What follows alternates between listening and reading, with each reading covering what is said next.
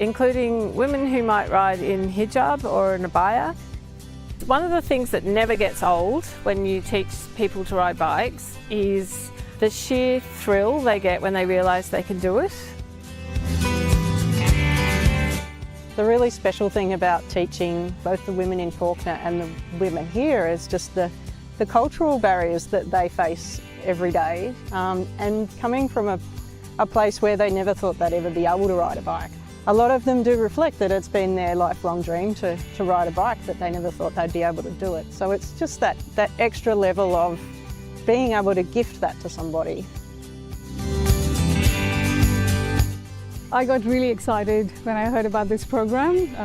So I'm almost 40 and I've never ridden a bike. I tried when I was little. Yeah, I still can't believe that I can ride, and yeah, it's been a dream and I'm so glad that it came true. It was excellent, very special experience for me because it was my childhood wish to learn how to ride a bike.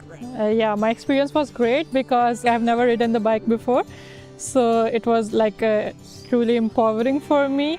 And if they want it, and willingness is the most important things, and that's I prove myself. I think it's good health-wise as well as environmentally. It gives me some physical activity to incorporate into my daily routine. I think it was great to find other people like me who have recently learned to ride, and we are all like well connected now. Yeah, after so many years, I'm very grateful to have this opportunity and have Cass and Faith with us. And they've been amazing, amazing teachers. Everybody should give it a go and see for themselves how easy it is. Yeah, because I never thought I could, and I'm able to do it now.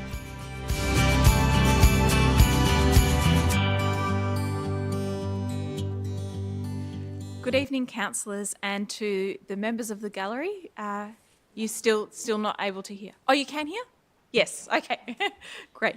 Unfortunately, our live stream isn't working at the moment, but we've got IT trying to fix the issues at present, so hopefully the live stream will be up and running, but it will be available as it's being recorded anyway. So we'll continue with the meeting. My name's Councillor Helen Davidson. I'm the Mayor of Merri-bek City Council, and it's my pleasure to welcome you here tonight as chairperson.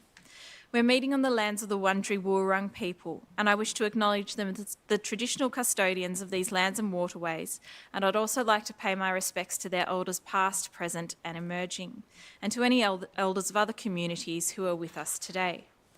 This council meeting is being recorded, and we'll hopefully have the live stream up and running to council's website and Facebook. The recording will also be available as video on demand. Attendees are advised that they will be recorded during the meeting. A reminder that as councillors, we'll act in accordance with the Councillor Code of Conduct, which will support the principles of leadership and good governance that secures public confidence in the office of councillor. In the event of an emergency or disruption, we may be required to take action to ensure the safety of attendees. For members of the gallery and councillors attending in person, please follow the directions by council staff and security officers. So I'd now like to introduce councillors with us tonight. We have Councillor Helen Politis, Deputy Mayor. Good evening, everybody. Councillor Natalie Aboud. Hello, everyone. Councillor Sue Bolton. Hi, everybody. Councillor Liz Irvin. Good evening, everyone. Councillor Jay Iwasaki. Good evening, everyone. Councillor Chris Miles. Hello. Councillor Adam Fulford. Hi, everyone. Councillor Alice Benson. Good evening. Councillor Kat Theodosis. Hello. And Councillor Oscar Yildiz. Good evening. We also have Chief Executive Officer Kathy Henderson and Senior Management team with us this evening. So there's no apologies or leave of absence being recorded. I'll now move on to disclosures of conflicts of interest. Are there any conflicts of interest to disclose? Thank you, Mayor. I've got a couple of conflicts of interest to disclose. First, in relation to part of item 7.17, the governance report, the parts of that report, which are parts 13 and 14, related to the CEO employment and remunerations Matters Policy and the Advisory Committee Terms of Reference. For that, I declare a general conflict of interest in that there could be perception that my private interests conflict. Well, I declare a general conflict of interest. In terms of a material conflict of interest, I declare that for Report 12.2, the CEO Employment Matters item. Thank you. Thank you. So immediately before we consider the item, I'll ask Kathy to name the type and nature of the conflict of interest and leave before the item is moved, and then return once we've considered and voted on it. Councillors, can I have a motion to move the confirmation of minutes for the meeting held on the 12th of February and also the special council meeting held on the 28th of February? Councillor Abood and seconded by Councillor Politis. All those in favour? I declare that carried. Now, we've now got time, 10 minutes, for acknowledgements and other matters, and this is where councillors can acknowledge and recognise achievements of local individuals and organisations and raise matters that they consider important to council that haven't been listed in the meeting agenda. Councillors, do you have any acknowledgements or other matters that you'd like to raise this evening? Councillor Politis. Thank you, Mayor. I'd like to acknowledge the opening of the Embrace Cafe today, and I've got a brochure here on it.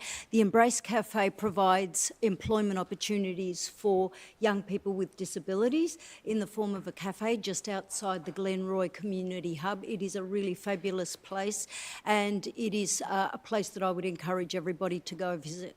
Honestly, if you go there, it's not just the coffee that's fabulous, it's not just the vibe, but I guarantee that what you will see is the ability, and so I'd like to commend Glenroy Hub and Embrace Cafe and all the work that went behind establishing that.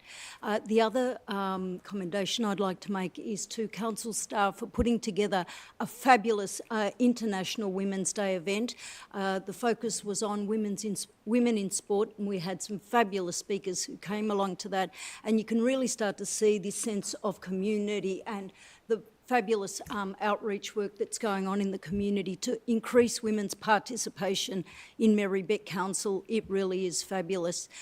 Finally, the last thing that I want to acknowledge is that we've entered the holy season of Ramadan, and also as a practicing Christian, the period of Lent. And so to my Islamic brothers and sisters, I wish them Ramadan Mubarak, and to everyone in the community, I wish you peace and prosperity during this time, regardless of whether you're practicing or not. Thank you. Thanks very much, Helen. Are there any other councillors who wish to raise anything? I'll just also add that we have had our council plan and youth community panels meeting where we saw lots of great engagement from all ages across our community come together to discuss their priorities and their plan for the council. And also there was a roundtable community meeting in Glenroy where we met with representatives of local traders, Victoria Police and some social support services there as well to talk about safety in Glenroy and ways to improve that space, particularly around the Coles car park. So that was quite good, and some key takeaways and actions that can be implemented in future. Now we'll move on to petitions. And we have a petition in the agenda requesting council extend the hours for Fawkner Leisure Centre, the outdoor 50-metre pool. And this petition is from Sam Green, who is joining us in person tonight.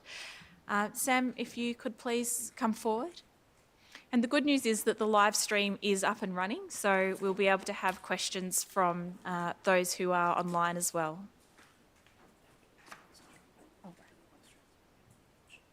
Okay. Hi, Sam. Go ahead.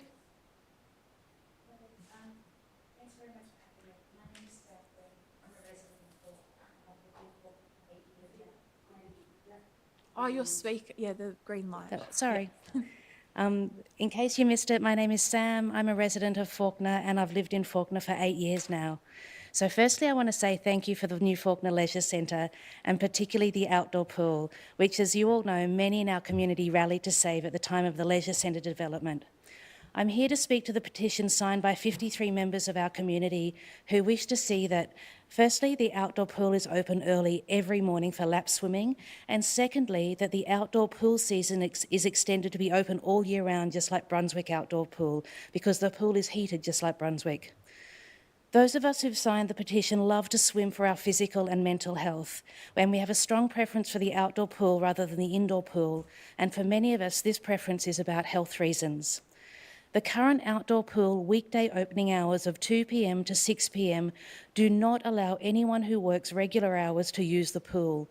People are long at work by 2 p.m, and most are not able to make it to the pool for a decent swim by 6 p.m. So essentially this means that if you work, the outdoor pool is not available to you on weekdays. You have no access to this new community resource.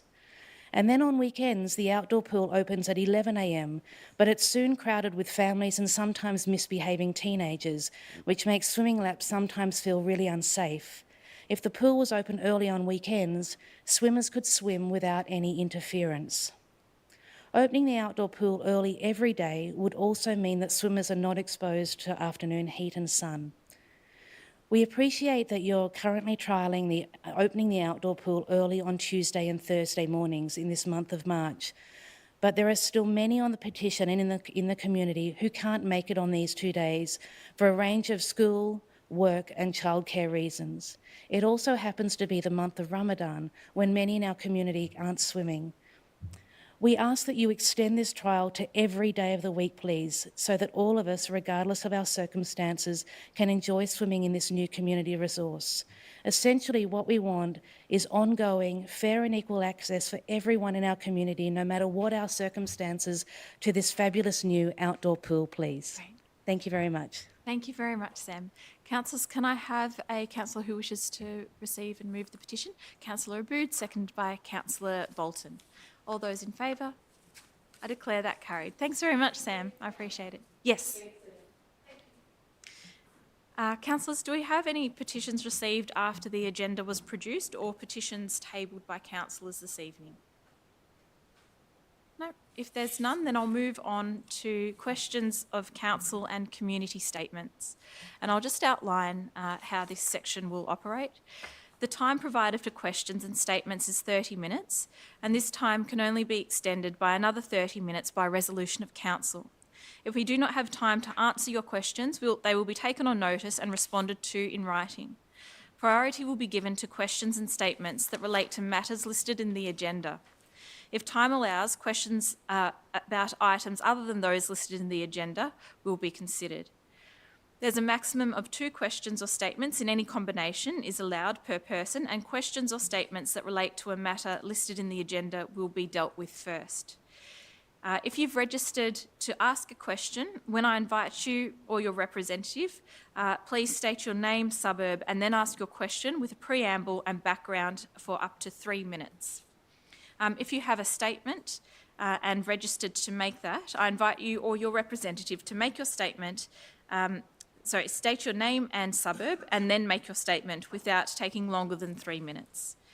If you have submitted a second question or indicated you have a second statement, it's at my discretion for it to be deferred until other persons who have submitted questions have asked their first question, or to be asked if time, or not to be asked if time does not permit. So that a maximum of 3 questions will be heard on any one subject and we'll proceed to the next topic. If time allows, we'll return to the previous topic.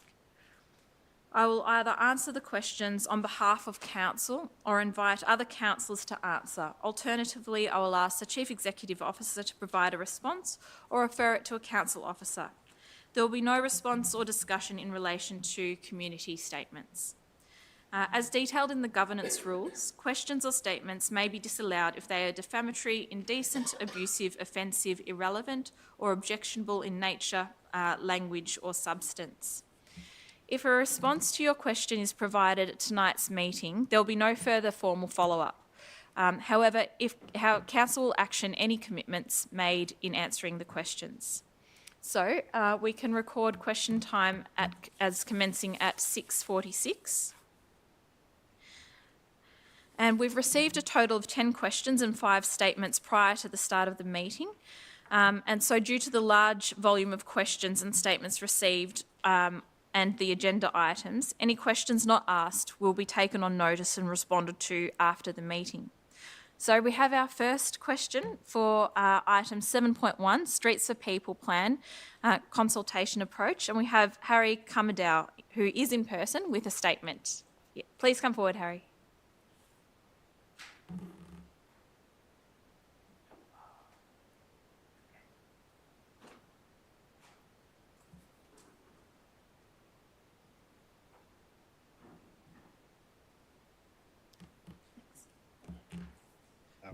Hi, Mayor.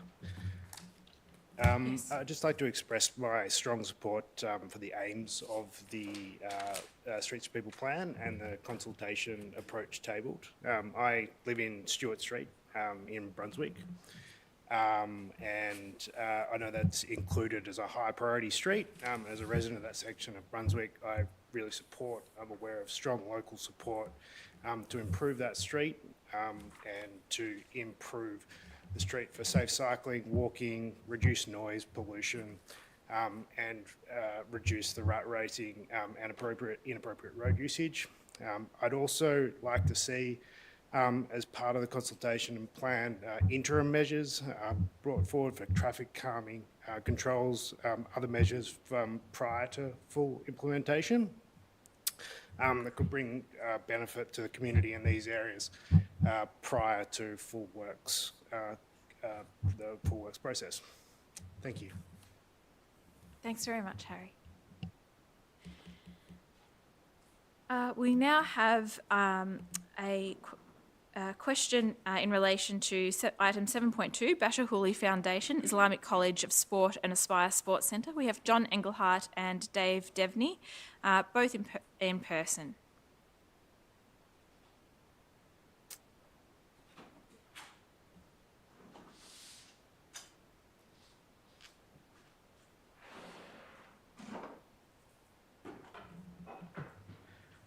Thank you, Mayor and Councillors. John Englert from Fawkner, and I'm speaking for Climate Action Merri-bek. I think the Islamic College of Sport and Aspire Sports Centre is a worthwhile project to enhance social cohesion and sports participation.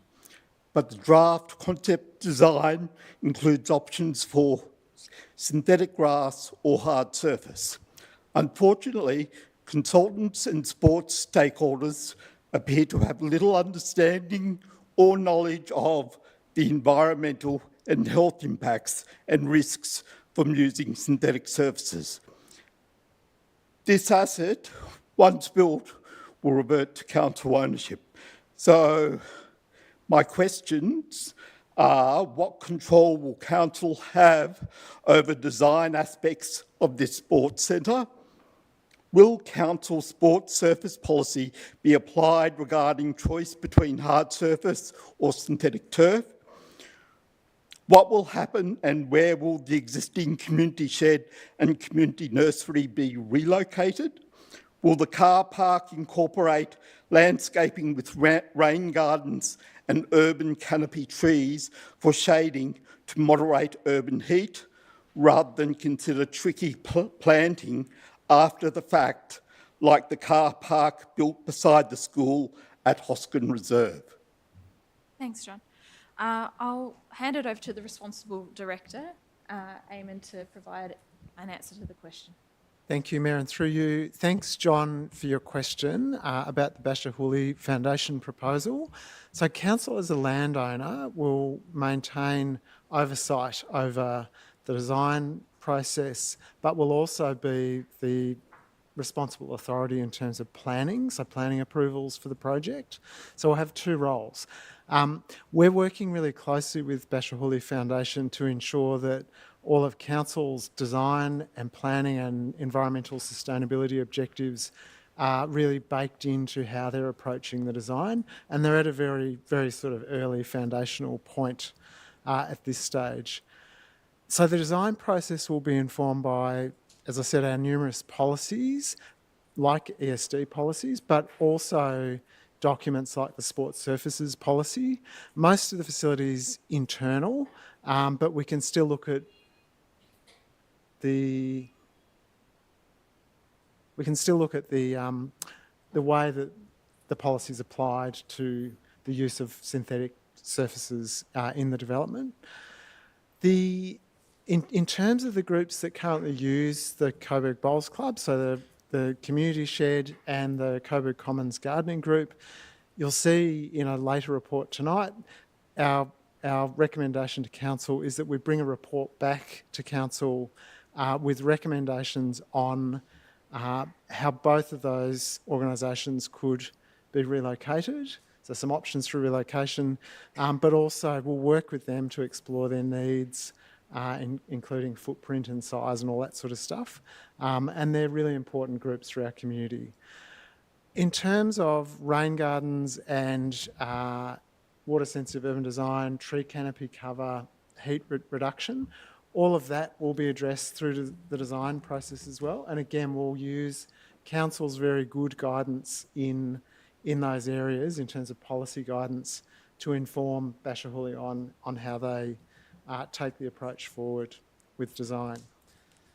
There'll be lots of opportunities, I think, throughout the whole development to look at enhancing green infrastructure and embedding sustainable design principles. Thanks. Thank you.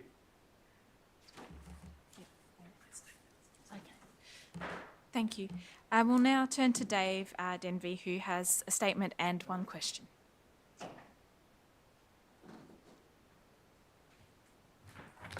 Hi, Dave. Hi. Good evening, Dave Devaney from Pascoe Vale.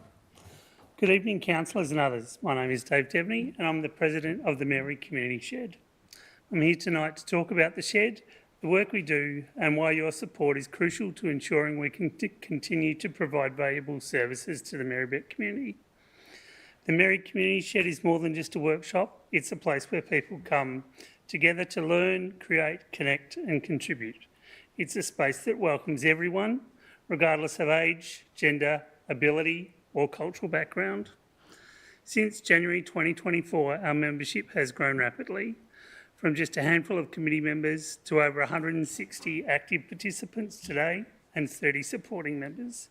By June 2025, we expect to reach as many as 250 members, demonstrating the strong demand for this kind of community space in Merri-bek. At Merrick's, we run a hands-on workshop, we share skills and drive sustainability initiatives. Members can take part in woodworking, metalwork, furniture restoration, textiles, electronics and bicycle repair. This allows them to develop skills that are not only useful, but also contribute to mental wellbeing and social inclusion. Beyond skills members give and get, we are committed to sustainability and environmental responsibility. We divert large amounts of materials from landfill, restoring and repurposing donated goods. We even collect wood dust, waste from our workshop to be used in composting by Coburg Common, our great friends that also share the site. Our quarterly community markets provide an important platform for local makers, micro businesses and community organisations, giving them space to sell goods, connect with the community and generate income. These markets not only support small traders, but also strengthen community ties, celebrating local culture, diversity and creativity. We also work with an increasing list of community groups to help them bring their projects to life. These groups include the Coburg Common, Coburg Joey Scouts, the Brunswick and Coburg Blind Table Tennis Association and Sussex Neighbourhood House, to name but a few. But running a space like this is not without its challenges. Our organisation is run by generous, committed volunteers. We already have members contributing over 4,000 hours per year to keep our programs running. As a not-for-profit organisation, we rely on grants, fundraising and volunteer efforts to keep the doors open. While our membership fees are kept low to ensure accessibility, they do not cover all of the costs associated with the significant growth and the requirements of setting up a safe, efficient workshop. Dave, I'm just conscious of time. Could you I've ask only your got 2 more question as well? paras. Yep. Right now we're in a critical growth phase. We have a strong foundation, an engaged membership and a clear vision for the future, but to continue growing and serving the community effectively, we need support. This is where council's assistance is invaluable. We need to plan for the future to ensure that the shed and other groups that we support have somewhere to go and do the things that they do. My question is, given the current proposal being considered by the council from the Basher Hooley Foundation, what does the council intend to do to continue to support our future in the case that Basher Hooley are granted leave to build their facility on the site we currently occupy at 19 Harding Street? Great, thank you, Dave. I'll hand over to the Director, Eamon, to answer your question. Thanks, Dave, and through you, Mayor. Thank you for sharing some of the great work that the Merri Community Shed are doing, and the impact and the scale and the growth that the shed and the shed team have had in Merri-bek and with the community. It's great. We also really appreciate the significant time and effort you and the team give as volunteers in our community, so that's noted and valued. Council, as I said in the last question, Council tonight have before them a report on the proposed Basher Hooley Foundation facility.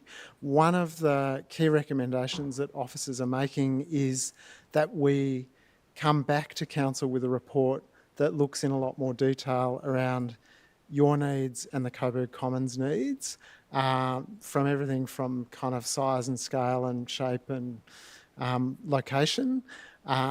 So Council can really consider future relocation possibilities for your organisation. Depending on the outcome of tonight, next steps would be my team coming out and working closely on exploring those needs and documenting them. And then a report will come back to Council. The Basher Hooley Foundation project is probably 12, 18 months plus out in terms of construction, so it's a bit of time, but we will move on this fairly quickly with you. So thank you. We don't have time for questions back and forth, but yeah, thank you very much, Dave. I appreciate you coming here tonight. Now, we do have a question for 7.3, the Vic Mall. However, we have provided a written notice. It's the same question that we received last month. So if time permits, we'll come back to that. But the same question was asked last month, which we provided written information on. Just in relation to our live stream and the ability for people to ask questions on there. We're still having some technical difficulties with that. So those questions, if they are missed, as I said before, will be taken on notice and a written response will be provided to those people who had asked questions. I believe there were three questions asked. We'll now move on to 7.4, Ligon Street. Is that question identical to what was asked last time, or are you sure there's no slight difference in the question around the Coburg Mall? Yeah, it's very similar. The background is maybe a little bit different, but the question has been provided with a written response last time. So if time permits, we'll come back to it. Yeah. We will now move on to 7.4, Ligon Street, requests arising from Community Forum. And we have Andrea Bunting, who is here in person with one question. Hi, Andrea. Hello, Mayor and councillors. Andrea Bunting from Walk on Merri-bek. I have lived very close to Ligon Street, Brunswick East for 32 years. So Brunswick Residents Network and Walk on Merri-bek organised the public meeting Make Ligon Street Sparkle, held in July 2024, and some of you came. And thank you very much for Council for producing the report being considered tonight. I'm particularly concerned about road safety. 10% of Merri-bek's serious pedestrian injuries occur on Ligon Street, Brunswick East. It's a staggering percent. It's only 2 kilometres long. So we're very grateful for the suggestion to reduce the speed limit to 30 kilometres per hour. Thank you for proposing this. And we think this should make a big difference, considering that proportion, that 10% proportion. Now, Ligon Street has become a very popular dining strip, and there are lots of bars.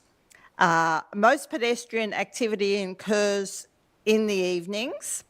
We've looked at how many pedestrians were seriously injured on Ligon Street at night time and compared it to around 20 other popular dining strips in Melbourne. And Ligon Street was the second worst after Johnson Street. Can you believe our little own Ligon Street is that bad? So why is it so hazardous? Well, we've been looking at the street lighting, and which hasn't been upgraded in a long time, decades, who knows. Note that Ligon Street has half the street lighting of Sydney Road, and Sydney Road has hardly any pedestrian serious injuries at night. So lighting that meets the Australian standard is not enough for busy nighttime activity streets. And we do appreciate that the council is reviewing its lighting standards for these activity streets. Now, the average cost to society of one serious pedestrian injury is far less than the cost of upgrading the lights. This should be a no-brainer, but I think it's a split incentive problem because City Power seems to be responsible for upgrading the lights. I'm not clear on who pays, but of course society would reap the benefits. So it ought to be a no-brainer, and we need to address that split incentive issue. Now, I've looked at Chapel Street in Stonington, also hazardous nighttime strip, not as bad as us, but nearly. It's also moving to 30 kilometres an hour. So all of its street lighting was upgraded about 4 years ago to LEDs, so it's much brighter. And Stonington Council did not request this. I've had a bit of back and forth with them about why it happened. It appears that City Power did it off their own bat. It also appears that City Power have upgraded the lighting in Ligon Street in the Yarra section, and I'm not sure if that was requested either. So there's something going on in terms of how this happens. Of time, so if you want to get to your question. So my question is, will Merri-bek Council discuss with City Power about how we can get one of these lighting upgrades similar to that which has occurred in Chapel Street? And surely the high pedestrian crash rate should be sufficient for them to consider this. Thanks, Andrea. I'll hand over to the responsible director, Anita, who will be able to provide a response. Thank you, Mayor, and through you. Thank you, Andrea. We agree that road safety on Ligon Street is a serious issue, and the crash data over the last 5 years does indicate that it's a crash hotspot in Merri-bek. Ahead of Council's public lighting policy review being undertaken this year, Council will engage with the Department of Transport and Planning and with Victoria Police to assess whether lighting has been a contributing factor to the crashes on Ligon Street in recent years, and consider if Australian standards for lighting should be exceeded in environments such as Ligon Street as part of the policy review. Council officers have previously discussed opportunities for a full lighting upgrade in Ligon Street with City Power and what the associated costs would be to Council.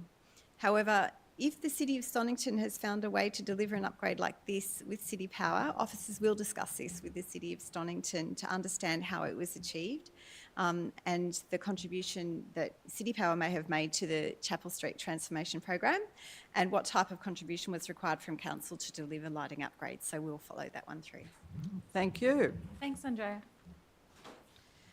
We'll now move on to 7.9, phasing out of gas use in Council's aquatic and leisure centres. And we have John Engelhardt again in person with one question.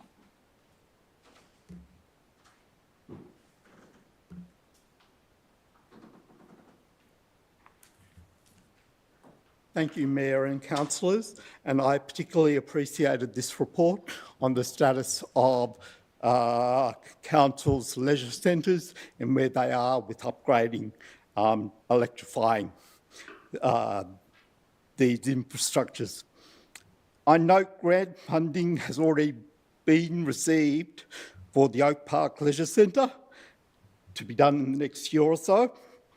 I also note that Brunswick The Brunswick Baths is down to be done around 2029, 2030, but Coburg Leisure Centre is down for 2034, 35 onwards, pending future budget decisions. How does this meet Council's climate target of between 80 to 100% reduction of emissions by 2030?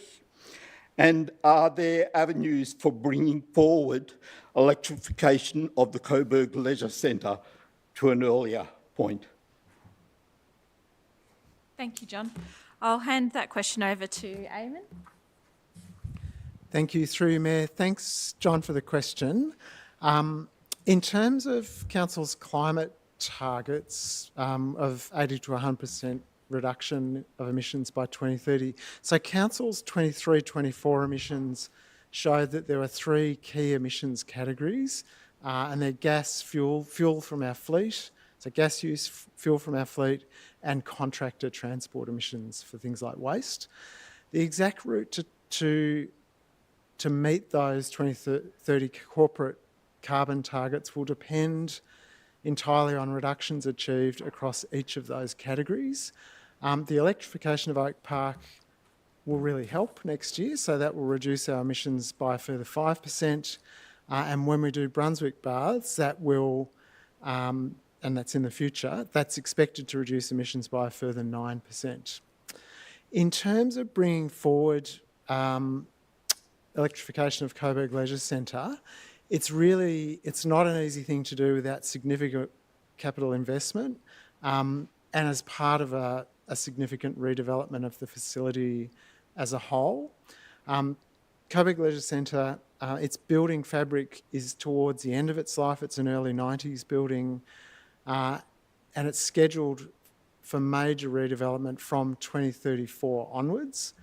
And for these reasons, we haven't yet carried out a detailed design of how we'd electrify Coburg Leisure Centre, but we'll look at that as part of our review this year of the Aquatic and Leisure Asset Plan or Aquatic and Leisure Strategy, which will be presented to Council in late 2025, along with capital costs to electrify Coburg Leisure Centre if Council choose to do that in later years.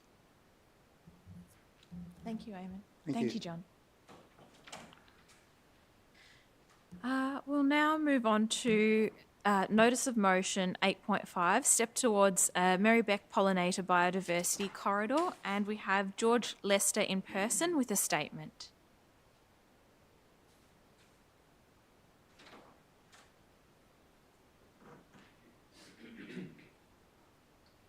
Hi, George. How's it going, everyone? So I'm George, and I'm a native bee lover. I'm from the country, but I've moved down to the city now, so I'm a bit familiar with some of the pollinator patches along the nature strips, which seem to be really popular in Merri-bek, and I really enjoy checking out. So I'm familiar with the nature strips and fully in support of any sort of pollinator corridor that we can implement in this council. And I'm also familiar with how awesome native bees are, having studied them through a Master of Bioscience at Melbourne Uni. And I'm also seeing that the public's catching on to how awesome native bees and pollinators are, and wanting to learn about the different things that people can do to look after them, from an individual level to a local council level, to even pushing for nature reforms in Parliament, which was something that I was advocating for in February at Parliament House in front of the Prime Minister and meeting with David Pocock to talk about these issues. And one of the things I've found with talking about nature strips and creating pollinator havens and looking after insects that are facing threats, that there's a clear thirst for knowledge among the public, and some of the videos that I've created online have received hundreds of thousands of views, including one which I made based in the Merri-bek Council with a researcher from the University of Melbourne looking at the effects of transforming lawn nature strips into Indigenous planted pollinator patches, Philippa Bell. And what she's been finding so far in some of the Brunswick and Coburg nature strips that she's planted in the last few years, that there's biodiversity increases of 4 to 7 times the baseline amounts from the controls of just the lawn standard nature strips. And the video that I posted about this received hundreds of thousands of views, including hundreds of comments about people either appreciating the idea or wishing that they had a local council that was encouraging as what Merri-bek is. And so some of the comments were like, quote, purposeful and meaningful change and I'm here for it, or quote, this is so beautiful, or the ones you would probably love the most, quote, I love walking down these spots in Brunny. Alternatively, people also showed frustrations for the nature strips of the City of Melbourne, which are lawn, particularly a video I made on the famous Royal Parade, which is kilometres and kilometres and kilometres of just lawn and the stupid English trees. And a lot of people were despising these. And so, yeah, I just really wanted to highlight the sort of public perception around how positive it's received when councils are, reducing the barrier to entries with permits for creating these nature strips, either having free permits or really, really easy to follow guidelines and things. And then also the uptake in people wanting to create habitat for native bees with things like these native bee hotels, which are really easy things for people to make at home or with kids and things, and are proven through scientific research to increase biodiversity alongside the pollinator patches as well. Good work, George. Thank you. So that's a piece of wood. Yeah, so this is just like some native hardwood, and it can also make it out of like cuttings from the garden, like pithy or hollow stems, or even just leaving bare patches of ground like clays and soils and things. Yeah. Trying to mimic the natural habitat of native bees and other pollinators. Yeah, wonderful. Thanks for the show and tell. No worries. Thank you. Thanks, George. Now, I'll just turn to Kathy to just explain about the technical problems we've had. Yeah. Thank you, Mayor, and through you. Just want to note that although this meeting is streaming live and people can watch it on Facebook and I believe YouTube, unfortunately we haven't been able to get the interface working on Zoom so that questioners and submitters can address the meeting online. But I just want to say so that there were 2 statements on item 7.7, which was from Danielle Sen and Tim Richardson respectively, about planning for baseball and softball at Parker Reserve, North Coburg. And there was also 2 questions from Marion Atwater about the governance report at 7.17 and the contract award of glass recycling processing at item 7.21. The questions will be taken on notice. The statements and the questions have all been circulated to councillors in the email from the Coordinator Governance at about just after 5 p.m. So it's in your emails and councillors have them. And we really do apologise for the technical issues. Very sorry to the 3 people affected online. Thank you, Kathy. Now, we have questions that aren't on the agenda tonight, and we have Pierre Quaglino, who has a question for U3A Merri-bek and Coburg Citizen Centre.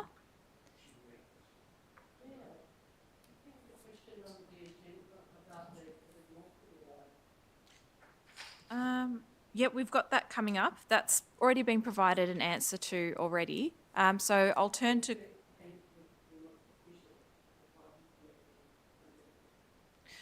Okay, my understanding was that he was provided an answer in writing, but we can return to that after these. We've got one question that's not on the agenda and then one other in relation to Fawkner Leisure Centre.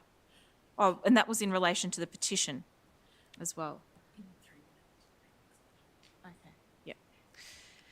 So I'll move to Pierre, who has one question and he's in person tonight. Please come forward, Pierre.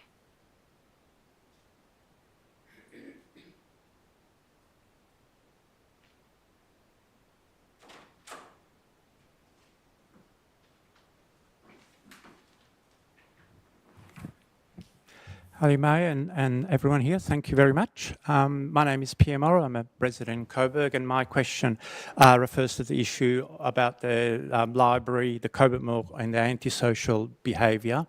Just before I ask the question, I do It is actually slightly different from last time, but that's fine. Just a bit about me. I've actually worked in the community sector for like 30 years, and I'm actually currently working at the North Richmond Community Centre in a health promotion role. But at the North Richmond Community Health Centre is where we have the supervised injecting centre. So there's a lot of what you would say antisocial behaviour around there, and also in Victoria Street in Richmond. So I'm very aware of the issues that we speak about. I'm also a health and safety delegate at work. Yeah, sorry to interrupt. Yep. Could you just clarify your name? My name is Pierre Morrow. Pier Giorgio Morrow, or Pierre. Have I got the right? Sorry, sir, there's two Pierres. There's two Pierres. That's all right. I can go back out if you want, and I'll restart. No, that's fine. Continue on. Yes, sorry. All right. No worries. So my name is Pierre Morrow. That's all right. Look, and so I'm fully aware of both looking after the workers' health and safety. That's what I've done for 20-odd years in many organisations that I've worked. I'm a long-time health and safety delegate, but I'm also a long-time community worker that actually deals with a lot of people at the margins of society. And so I'm well aware of the issues around antisocial behaviour and safety for both workers and the public. And I've seen many attempts in the past to deal with this issue via using what is actually called hostile architecture in public places. And if people actually haven't heard of the term hostile architecture, you can just Google it and you'll see it's used all around the world. It's basically making public spaces less welcoming for a whole range of people. They actually don't usually work. And what they do is they degrade public spaces, they create a more exclusive and uncertain environment for everyone, and at best only shift the issues somewhere else, often exacerbating the original issue because the area next door is probably even less able to deal with those issues. Really, what we are facing is how do we make our public spaces safer to be more inclusive and engaging of all people, including advocating for adequate social and health support services.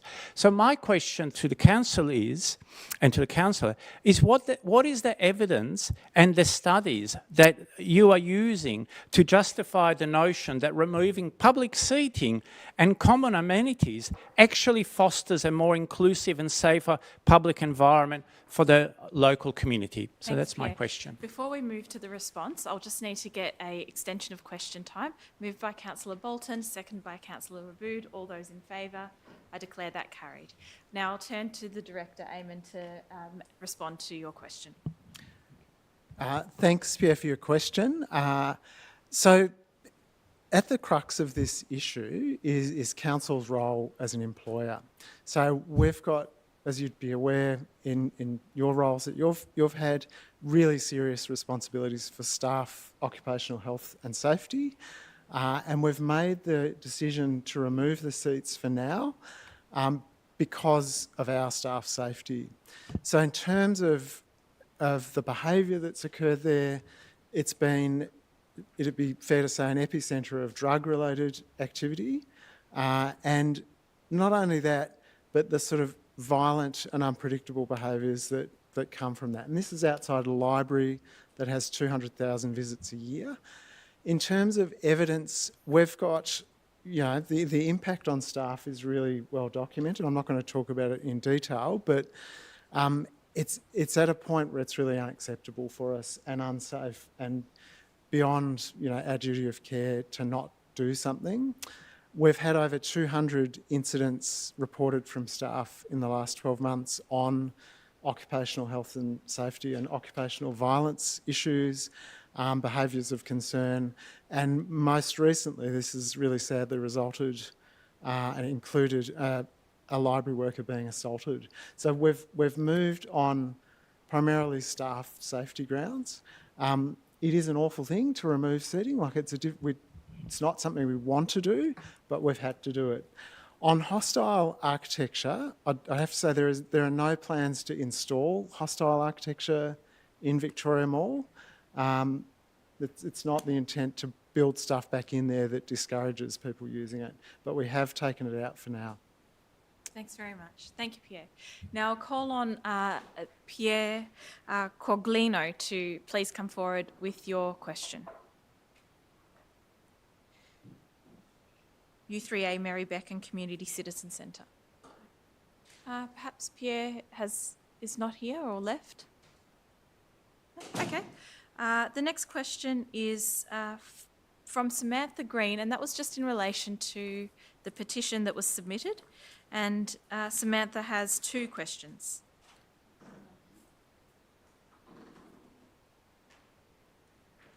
Thank you again. Please just call me Sam. I do have 2 quick questions and I won't take up much of your time. It's in relation to the trial of the early opening hours on Tuesdays and Thursdays at the Faulkner Leisure Centre. We're wondering how has this trial been promoted, as many of the people on the petition asked people in their streets, in their neighbourhoods, about if they knew that the outdoor pool trial was happening, and many didn't know. So particularly those people who don't have social media or who don't have English as a first language had no idea that this trial was going on. So I'm curious as to how the trial was promoted, please. And my second question, if I can bunch them together, is that there's, I guess, concern in the community that with many people not knowing about the trial and it happening in Ramadan when so many of our community are fasting and not swimming, that there's possibly going to be lower numbers than there might otherwise be at this trial. And so I guess there's concern about those low numbers potentially informing or council's decision around the petition. So we just want to ask, how can we be sure that that's not the case, please? Thanks, Sam. Thank you.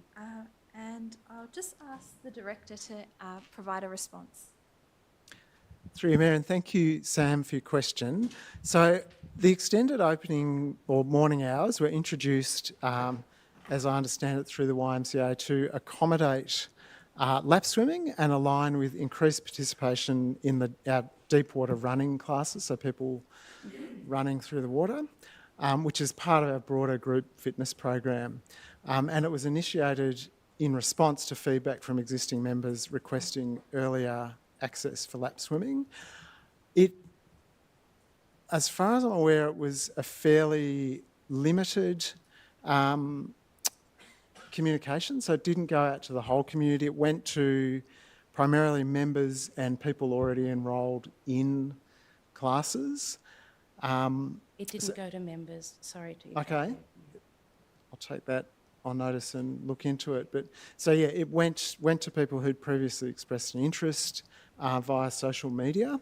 But for a broader trial, like if we're doing a broader trial on extended hours, we'd go more broadly to the community, as you suggest, and look at ways to reach people who don't have English as a first language, for example. There's a second part to your question. Yeah, the second part of the question was, given the limited promotion and then possibly the consequential limited take-up of this trial on Tuesday and Thursday mornings, how can we be sure that council won't use that data, which potentially is low numbers, to make a decision on the petition that we've just put forward, please? So I understand there was a shorter trial conducted in January. If we need to run another trial to get a benchmark of interest and use, we can do that as well. Lovely. Thank you very much. Thanks, Thanks for having me. Thank you. And now we have our final question tonight from Romeo De Laurentiis. And Romeo has a question on the 240 green litre waste bin.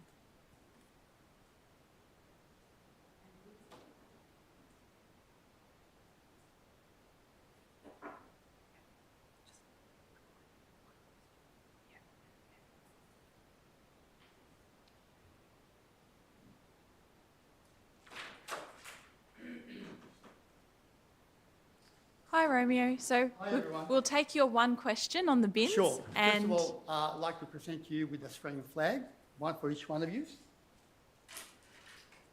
that's right.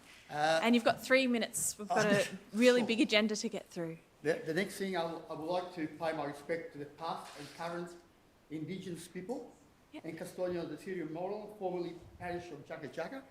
Romeo, could you chat and speak into the microphone, please? Yeah. Okay. Should I repeat that or not?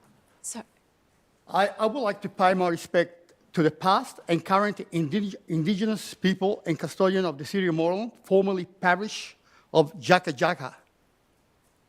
So, now, I don't know how many of you are Indigenous from here, but I know I'm one of the custodians. My question's in relation to green bin. I've received a letter regarding the green bin. I got a 240-litre green bin. I love green. Okay, I got trees. Obviously, a couple of times a year I have to prune them from my neighbour or whatever. We have to.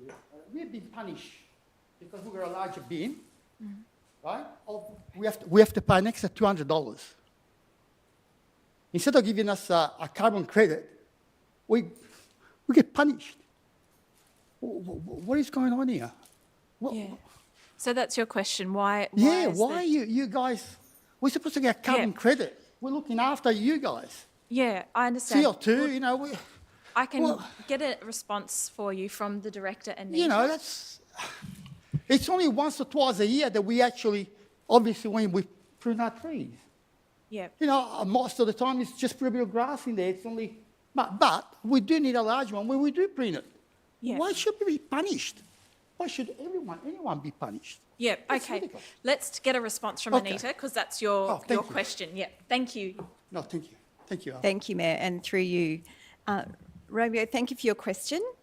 When we introduced the 4-stream waste service in July 2023, there were approximately 13,000 households that already had a 240-litre green bin that was collected fortnightly. When we swapped to the weekly organics collections, these bins were not changed over to 120 litres, but those households were charged for a 120-litre service. There were two main reasons we didn't pursue the change at that time. One is that those bins were up to 5 years old, and generally bins last for about 7 years. So they still had some life in them. Mine is like brand new. The other is that we recognised there were lots of changes being introduced at once, and so we decided not to make this particular change at that time.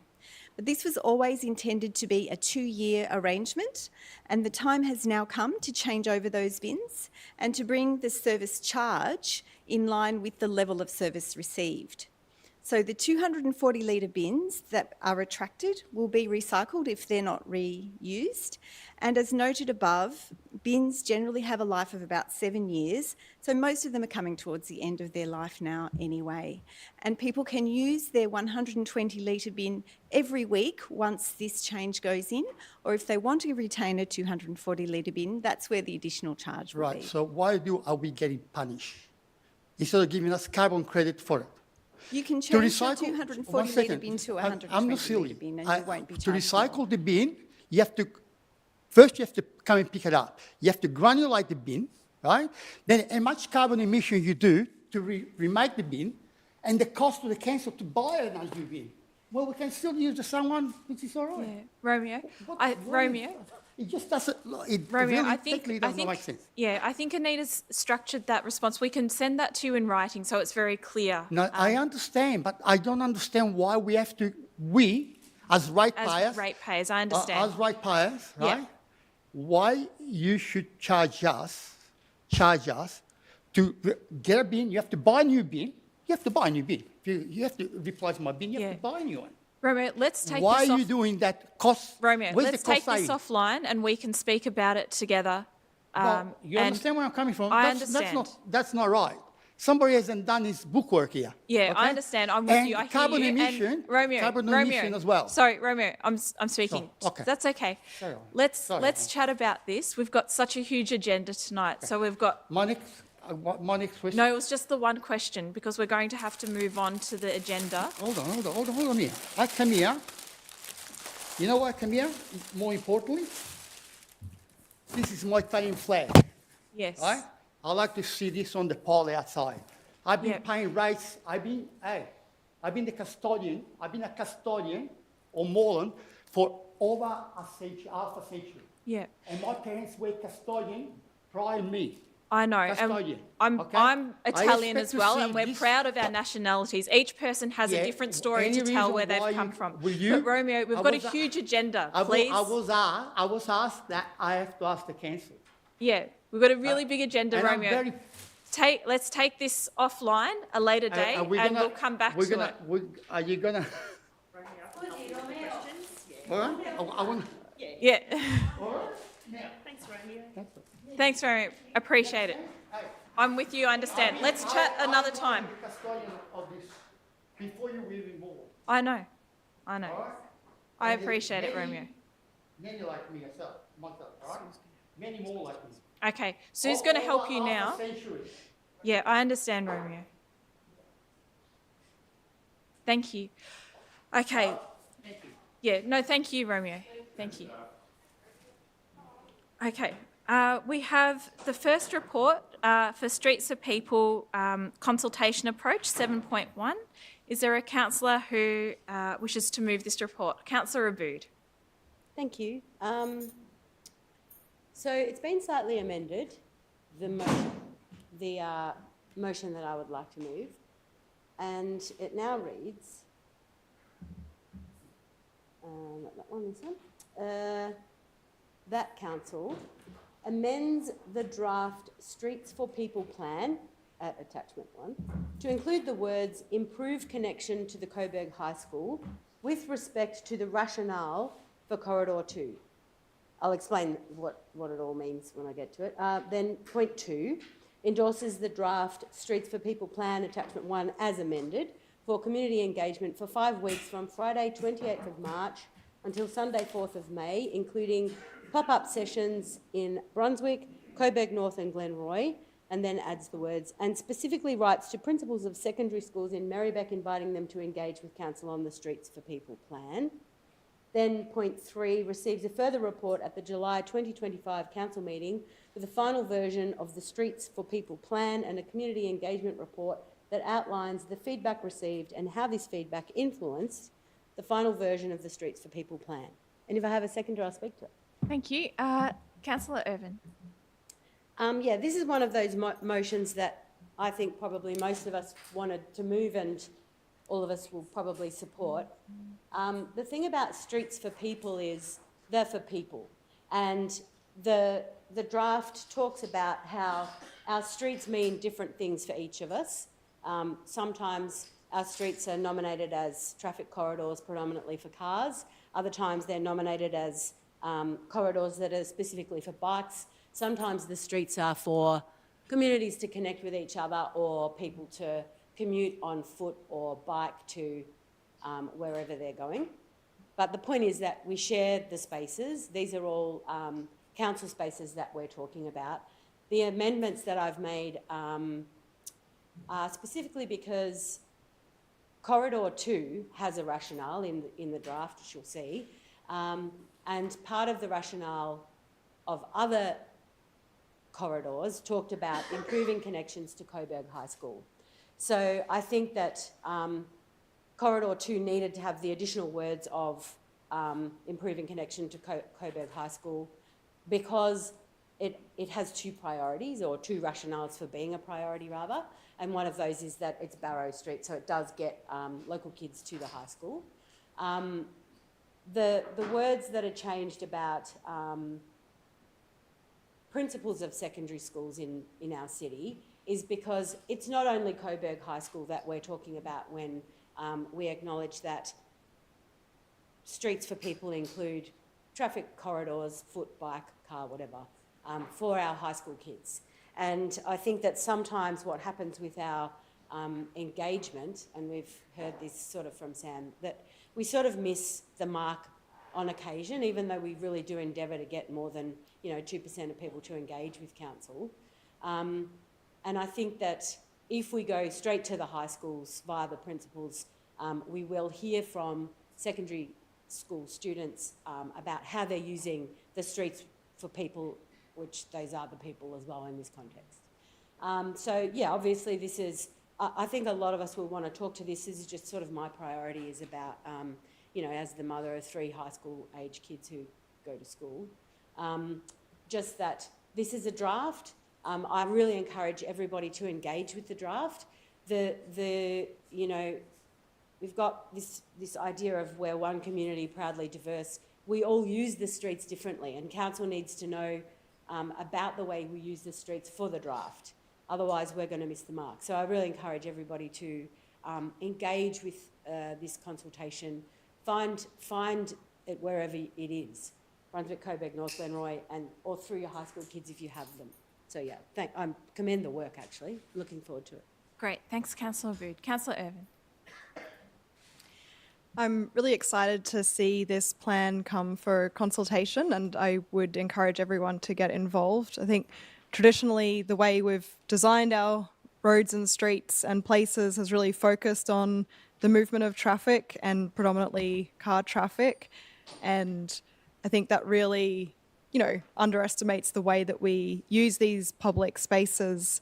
So I'm really excited to see this plan come forward, and it does, you know, acknowledge that different streets have different roles in our network, and also the really important role that place plays. That we do have, you know, streets where we can gather, where we socialise, you know, dining and things like that. So I would really encourage everyone to get involved. This is going to be how we sort of look at our road network going forward, and it would be really excellent to hear from the community as much as possible so we get the best idea of where to target our projects. Thanks, Councillor Irvin. Is there a councillor speaking against? It's actually a slight amendment. Yep. Go ahead, Councillor Bolton. I totally support the amended version of this motion of including the schools, but I'd like to propose principals of secondary schools and primary schools in Merri-bek. Is that agreeable to the mover? Yes. And the seconder? Yes. Did you wish to speak to your amendment? I would like to speak to it. I totally support this going out to consultation, the whole Streets for People proposals. I think there will be a lot of feedback that will come in. I know there are some proposals that were put forward to the council at the February meeting, which I understand are going to be considered as part of Streets for People.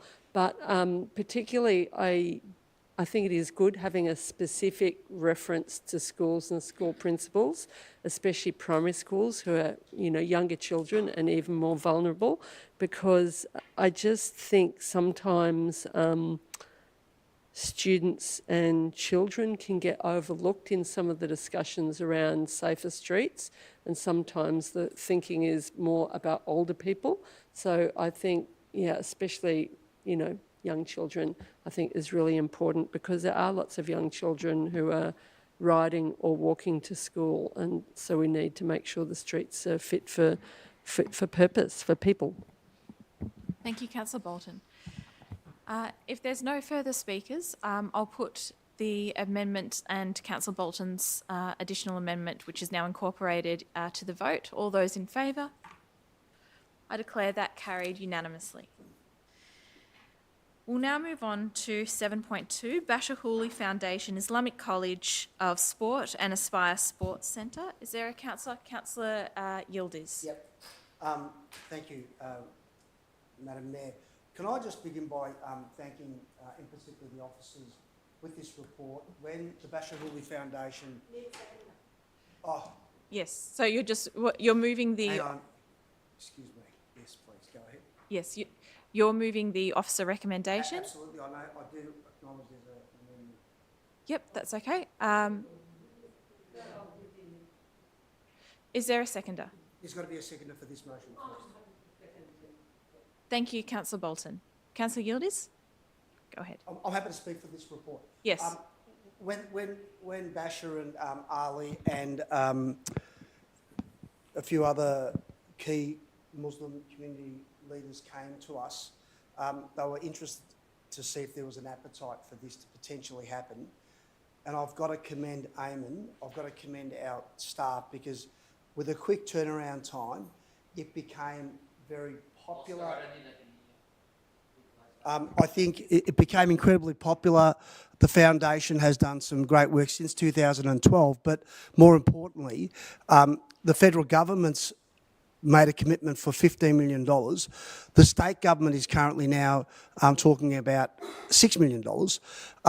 We're looking at about $113,000 in the first year, but more importantly, I'm really excited about this because that site right near the Coburg Football Club, and I was lucky enough to serve on the board of Coburg Footy Club for 5 years, and I'd walk out and see the much needed funding for the bowling club, and numbers were diminishing anyway. So this is just going to be, any municipality that wouldn't want this would have their head in the sand, seriously, because it's just an incredible, massive investment, and more importantly, this investment is for our community as well. So it's not just about Muslims, and I just want to also acknowledge, and I want to wish all my Muslim brothers and sisters a blessed Ramadan this month. You think about the Penny and her team are trying to revitalise Coburg, and there's a whole lot of work being done behind the scenes. The economic growth, the creating of opportunities for teenagers, from employment right through to open spaces, and the fact that they're making this centre available to the community at large, not just specifically for those of Muslim background, says a lot about the integrity, says a lot about what this group's about. And for those of you that know Basha, know Ali, in particular Ali Fahua, I really take my hat off to them. And this is an absolutely no-brainer, and I'm hoping it receives a unanimous vote this evening. But there are a couple of amendments, but I think initially what we need to acknowledge is that hopefully if this government does win the next election, they have made a commitment for $15 million. And I just want to say, look, I'll read the report and the detail in this report in terms of what the centre is actually going to do. And yes, it is about 18 months away. And I reckon, Eamon, you're probably being very conservative. I think it's more like 2 years away. So we're not relocating any groups from the centre right now, from the bowling club. It is going to take some time, and we will transition you into another space, I'm hoping. So, look, I just want to thank the officers. The report is quite extensive. The foundation's doing some great work. And when you hear about some of the young stories of these teenagers, you know what's missing in the Muslim community? It's hope. It's leadership. It's young kids looking up to the likes of Basha, who, very successful AFL player, but when you hear him speak, when you hear him talk to the young kids, he inspires them. So, well done. And I just want to say, you know what, this is exciting times, and the fact that they've chosen this community and your work, Eamon, and your team, I need to say, and Bernie and everyone else, it's commendable. Thank you. Thank you, Councillor Yildiz. Councillor Bolton, do you wish to speak? Yeah, I'll speak. I may very well be supportive of the amendments once I know what they are. I haven't seen them. Was I? I didn't see them. I was looking at all of the emails, but yeah. Go ahead. But anyway, I actually think the centre, the proposal for Basha Houli Foundation to develop this site into an indoor sports centre with rooms for education and other activities is really important. The report actually does point to the fact that there's a shortage of indoor basketball stadiums, in particular in Merri-bek, and I know that I've been on a number of occasions to the Coburg basketball stadium in North Coburg and Newlands, and that is well and truly over capacity. So I think this proposal from the Basha Houli Foundation is a really great proposal, but I am also really concerned about having a home for the groups, the men's shed and the community shed and the community garden. I think that's really important, and I also think it's really important for officers to take on board the questions that came in discussion from John Englert about input into the design, especially as council will inherit this facility at the end of the lease, trying to move away from synthetic surface and having trees in the car park and other points that were made by John. So I think this facility is, I understand, going to be available for council and the community after hours. So there's certain hours that Bashahuli Foundation will have exclusive access, but then the facilities will be shared at certain other hours. So that does allow for community access, which I think is really good, but we also have to make sure we find a home for the two groups that are currently in that area, and also some of the groups that applied for that facility for emergency food relief and so forth that didn't get a look in. So we need to find a home for all of those other organisations. Thank you, Councillor Bolton. Councillor Bood. Yes, thank you, Mayor, and Councillor. Sorry, thank you. Thank you, Mayor and Councillors Yildiz and Bolton. I'd just like to propose a couple of amendments. So I'd like to amend point 5 so that it says receives a further report setting out A, detailed terms of the proposed lease agreement, B, potential relocation options for existing users at the former Coburg Bowls Club, C, grant funding updates, D, further design and planning considerations, draft community and stakeholder engagement plan, which is actually as it read, but then the change E, details outlining how women and girls will be intentionally included in the programs and design of the facility, and how this will be measured and reported by the Bashahuli Foundation, fondly known as the BHF.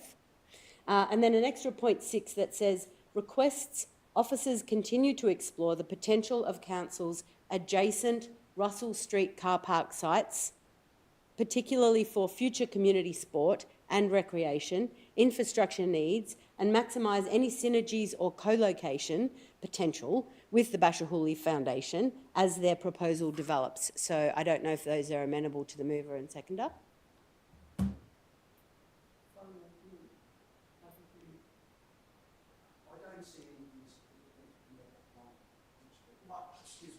Sorry, I don't think there's anything significantly different in there that's going to change the...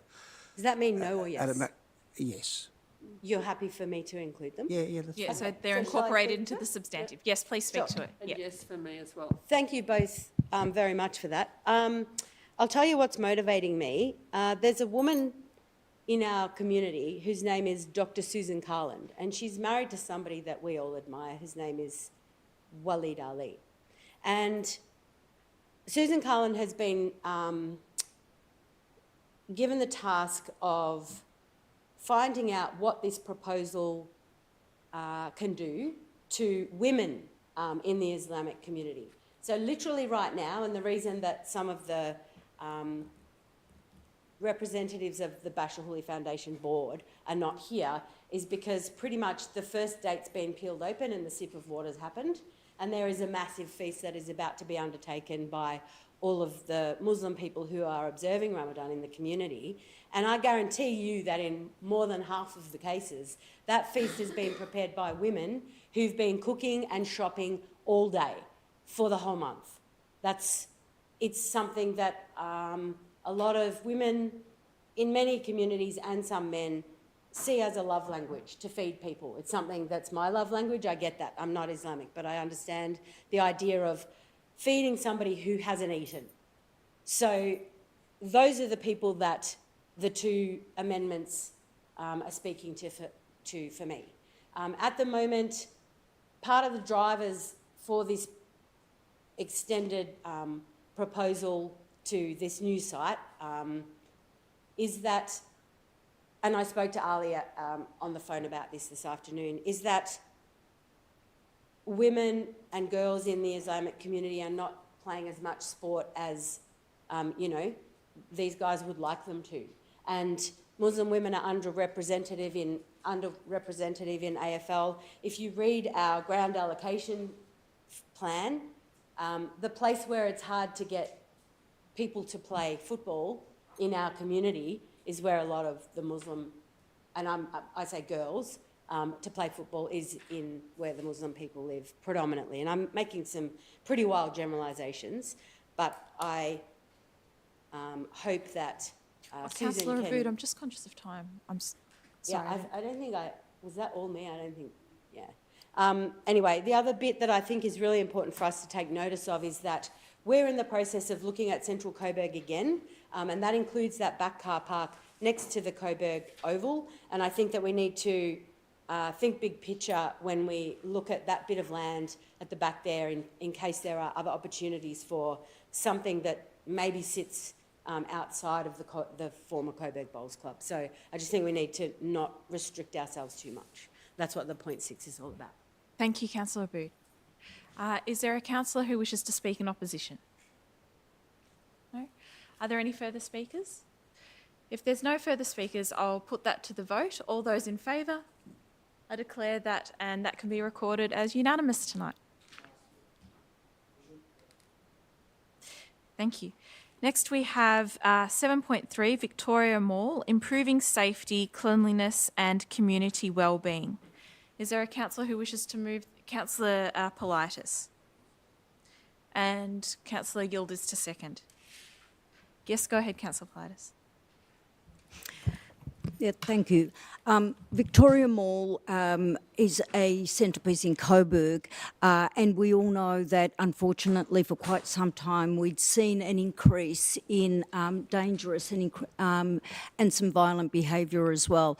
And I'd like to commend the council officers for responding with and implementing security, 7-day-week security before Christmas, and also implementing a cleanliness program, being responsive with the removal of the security, and generally taking steps to instill into the traders, into the local community, into the local staff, into the other services, feeling of security, safety and wellbeing.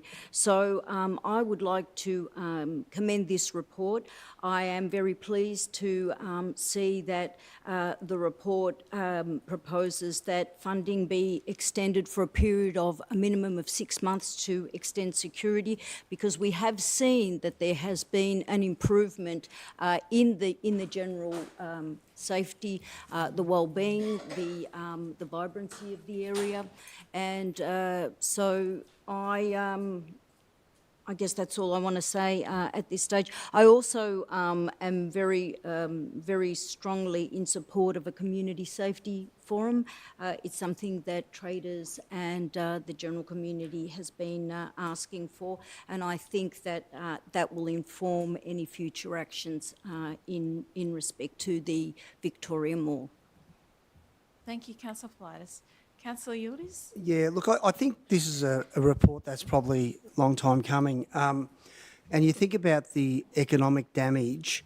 I don't know about, I know that Councillor Politis is engaging with the business owners, and every time I go down to Sydney Road, all I'm hearing is complaints from traders. Turnover has dropped. This is fantastic, and even this afternoon, those of you that may have been listening to Jackie Felgate and Matty Richardson, I called in and spoke about, they were talking about the cleanliness of Victoria, just in general. Matty Richardson was saying, again, we're talking about Bashahuli and Richmond Footy Club, but he got off the plane and he said, mate, from the freeway all the way into the city to where he lives in the city of Darebin, rubbish everywhere, security issues, safety issues. And I got on and said, look, I mean, some of the responsibilities aren't ours, but the ones that are, we're trying to do our best. But Eamon made mention earlier about when there was a question time about safety. And this report addresses that. And it's not just about safety for our residents and traders, but more importantly, our staff. Many of our staff live and work here, and they are obviously going in and out of the library, and our staff are going into the arcade and using the various resources and dining there. This is a major concern, and I'm just glad that we've sort of hit the nail on the head here, and I'm hoping that we can get Coburg back to what it was probably a good 5 years ago. Thank you, Councillor Yildiz. Is there a councillor in opposition? Amendments. An amendment, yep. Yeah.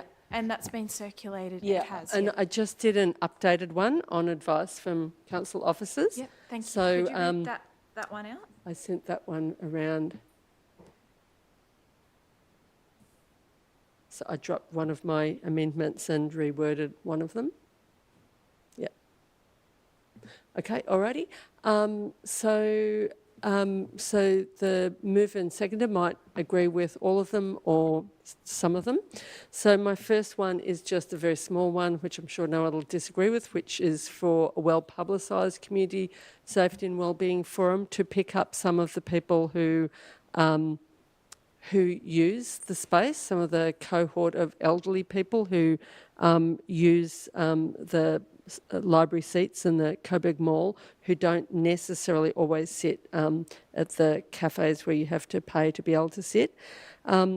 Second is, my second amendment is for a new point 7 and renumber subsequent points, and that reads that when the outcome of the Community Safety and Needs Forum is reported back to Council, that includes information about the criteria by which Council security officers are moving people along in the Coburg Activity Centre. Then a point 8, because the next point needs to be renumbered, that the decision about the replacing of the seats be made by a decision of council rather than officers alone.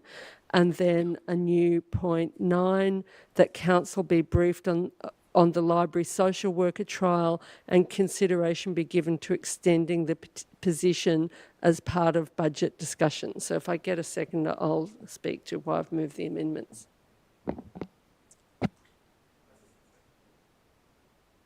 Oscar? No, is that acceptable to the mover? I think Oh, sorry. Sorry, Helen Politis. Sorry. I have...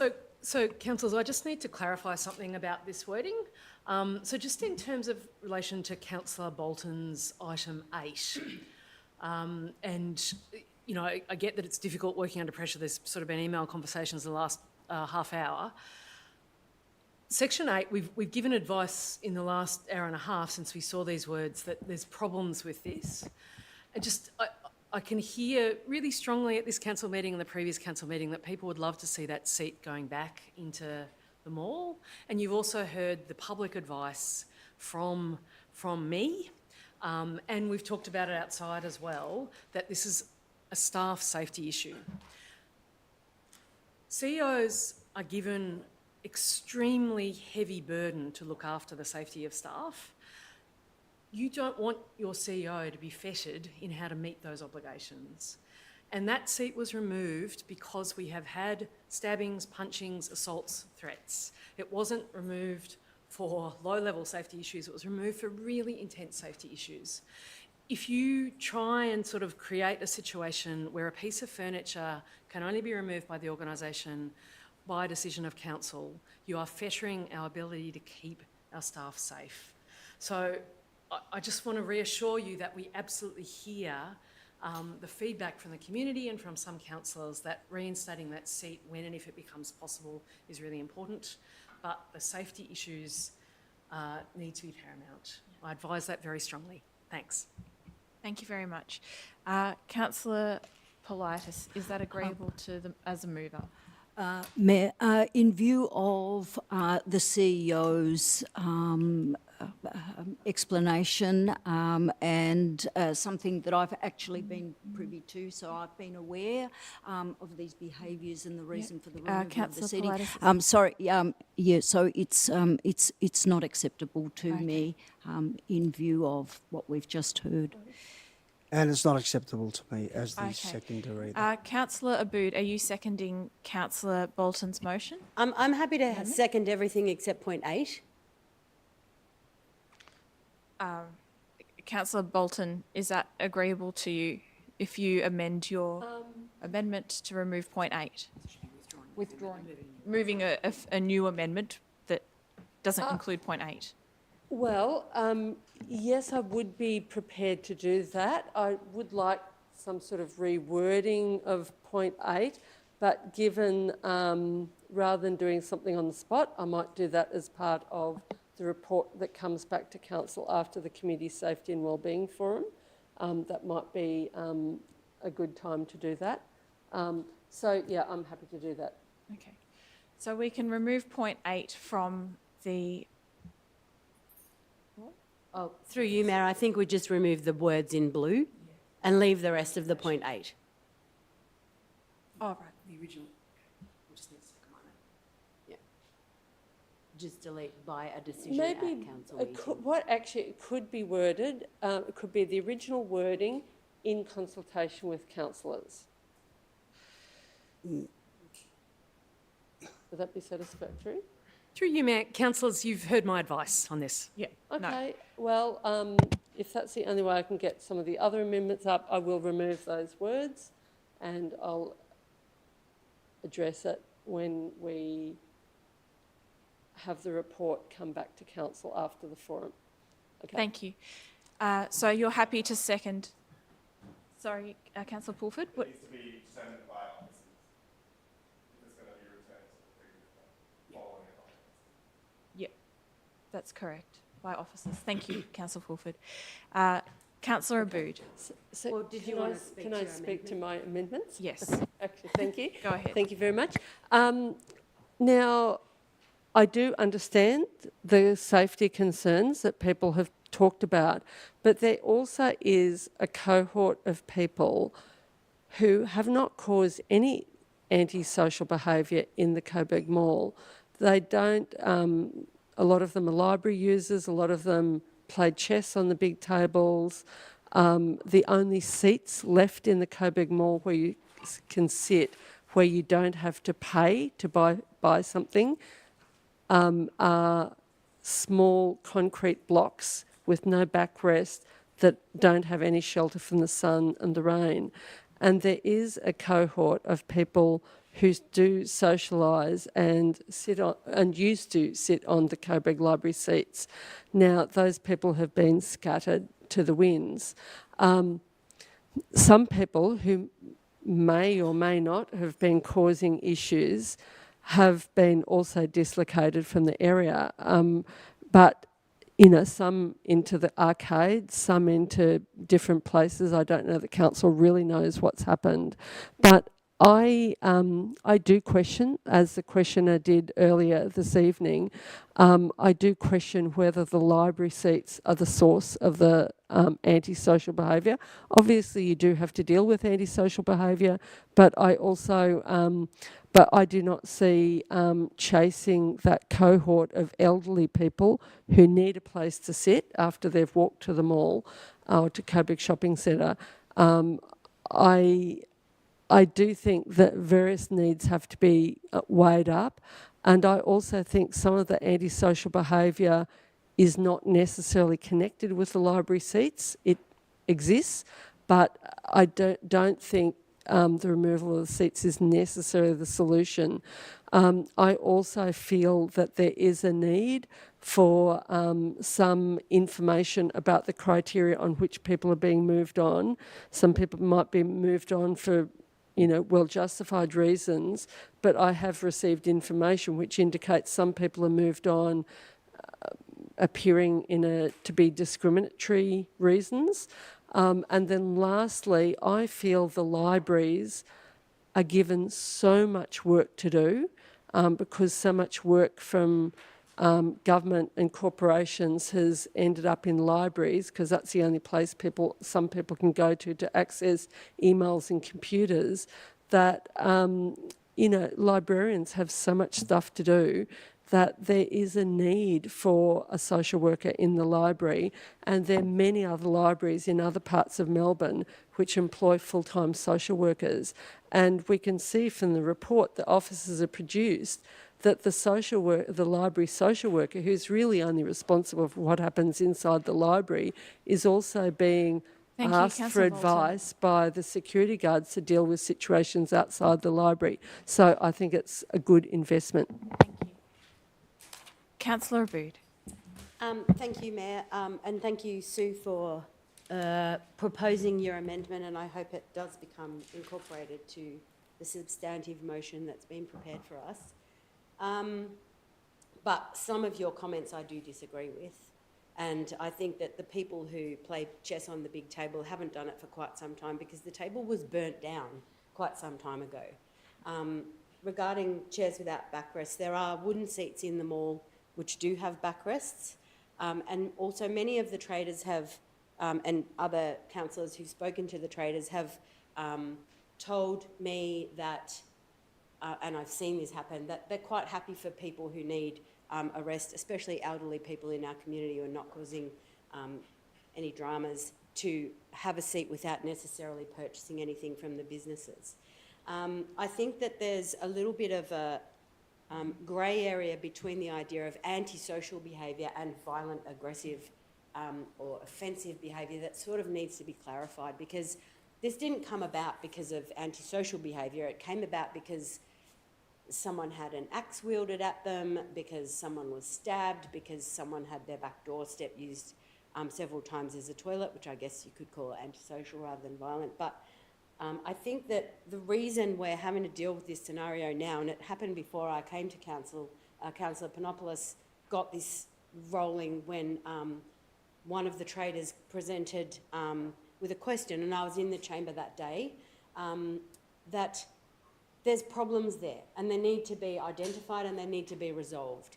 And we're tasked with the job of bringing the conversation into the public sphere, but there is stuff that we can't take responsibility for, which is why the number 8 was a bit dubious for me. I don't know if councils are in the business of employing social workers, but I do agree with Councillor Bolton's comments about the fact that libraries have changed a lot since, you know, the last time I went into Centrelink, and that the pressure on librarians and library staff is immense. And I do think that this council being briefed on what's happening in the library further is a good idea.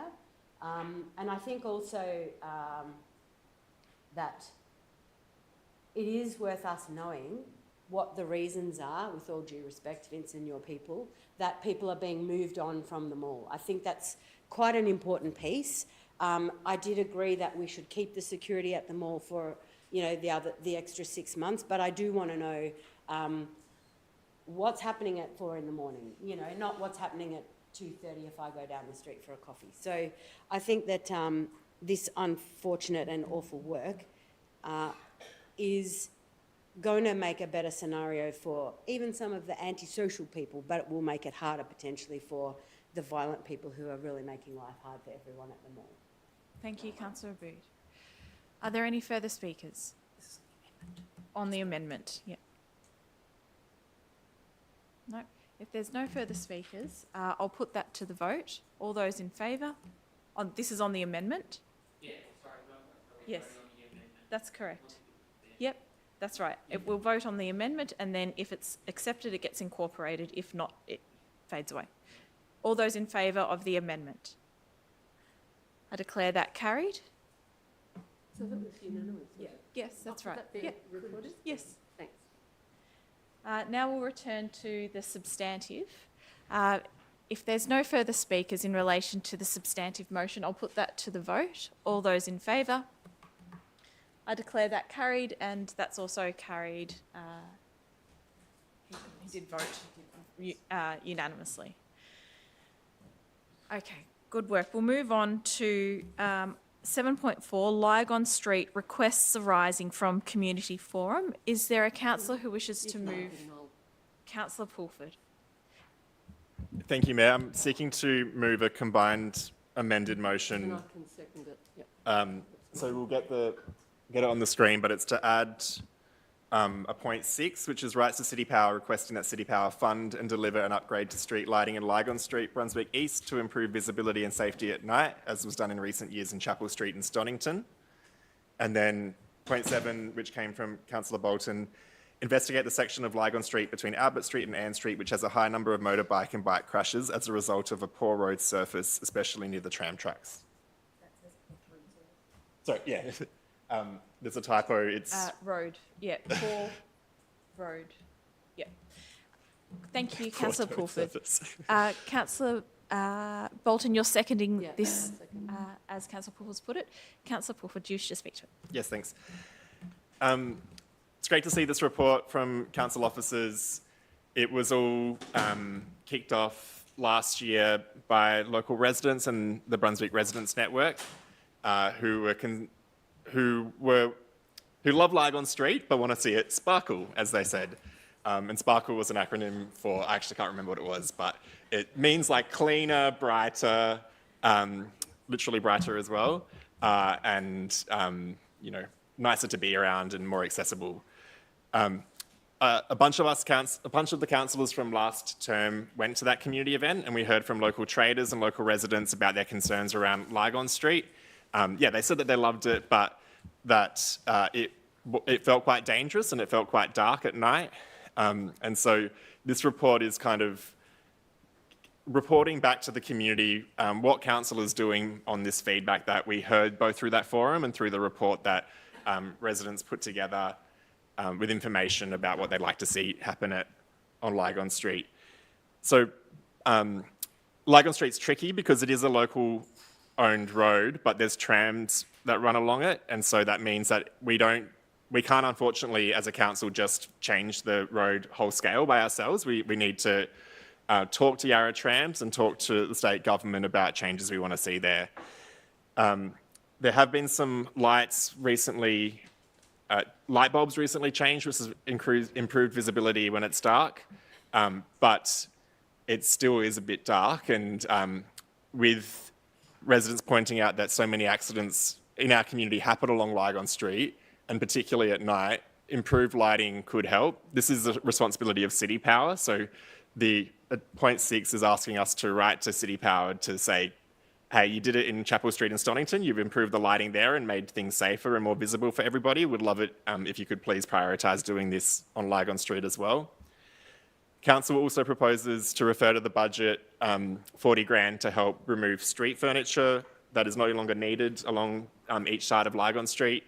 We recently did this on Sydney Road, and it means like taking down street signs that are old and don't really function anymore, and it frees up space for people walking around, or, for example, to put in a new bench where people can sit down if they're walking along Ligon Street. So very happy to support this.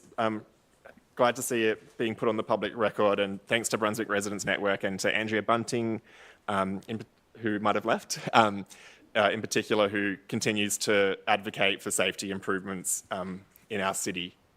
Thank you, Councillor Fulford. Councillor Bolton. Yes, all of this comes out of a public meeting that I know Adam was at, as well as me and some former councillors, maybe even some other councillors here were at in Ligon Street in Brunswick towards the end of last year, or might have been the middle of last year.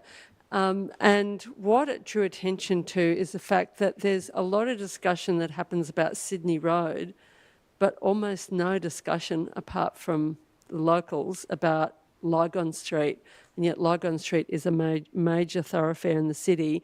And unlike Sydney Road, council has a lot of control over Ligon Street because it is a council road. It doesn't have full control because of the tram tracks, but it has more control. And people have never really been asked for their opinion before, and that was what was evident in this meeting. So my particular amendment is about the section of Ligon Street between Albert Street and Ann Street, which has had a high number of motorbike and bike crashes as a result of the poor road service, especially near the tram tracks. And the owner of the bar, it's the Craftsman Bar, I think, who hosted the public meeting, has noticed a very high number of motorbike crashes in front of his bar, but also he mentioned other traders in that strip who had witnessed a very high number of crashes. And it seems to be, food delivery riders coming out of the pizza shop or other shops across and doing a quick U-turn to go and do the deliveries, and they hit the potholes. Now, I understand there has been some Yarra Trams attention to this strip, but I don't know if the issues have been fully resolved. So I wanted to include this because this was an important part of the meeting but wasn't picked up in the officer's report. But anyway, I think I support all of the other points in the motion, but I wanted to draw attention to this point because it wasn't picked up in the officer's report. Thank you, Councillor Bolton. Is there a councillor who wishes to speak against this? Councillor Abood. So although I'm supportive of this, I do want to say that point 4 advocates to the state government for a 30k speed limit trial is going to cause problems on the 60k speed limit at Nicholson Street, which is already a pretty wild 60. I drive down it every day. I've seen the signs. It's 60k. I'll take a photo and send it to you tomorrow. You can't do 30k. You can't do much faster than 30k on Ligon Street until it's midnight anyway. So because it's chock full of cars. So although I am supportive, I just wanted to make that note. Thank you, Councillor Abood. Councillor Miles. I'll just be very quick. I support Councillor Abood had said. I was just about to say the exact same thing, but she beat me to it. Okay. There is a possibility to break up the points and vote on them separately. Is that what you're suggesting, Councillor Abood? No. Okay. Yep, no problem. Okay. Well, if there's no further speakers, I'll put that to the vote. All those in favour? I declare that carried unanimously. We'll now move on to 7.5, Vicky Cleary Day 2025 and Family Violence Initiatives. Is there a councillor who wishes to... Councillor Politis, you're moving the officer recommendation? Yeah, and Councillor Theodosis. Go ahead, Councillor Politis. The Vicky Cleary Day,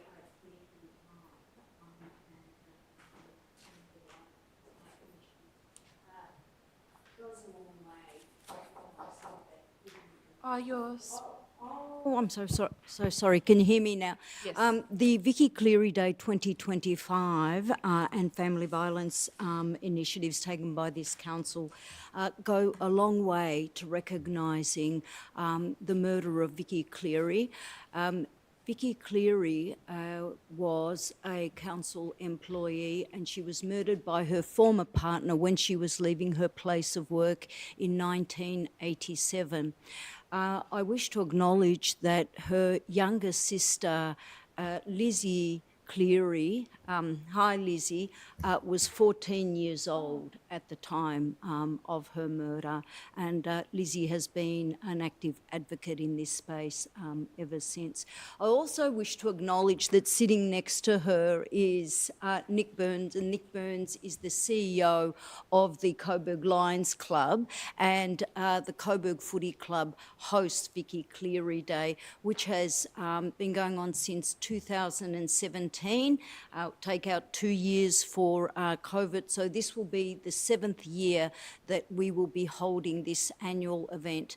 And I think we should all be proud of the fact that Merri-bek Council is standing up and supporting this incredible initiative because it is very grassroots. It's based in the community. It is advocate led, and it not only honours the memory of Vicky Cleary, but it also brings in other advocates and other lived survivors, people like the family of Nikita Chawla, which is another high-profile femicide that occurred here in Merri-bek. We also have, there was one other that I'd like to mention, and that is, I've forgotten her name, the girl that was murdered on Sydney Road.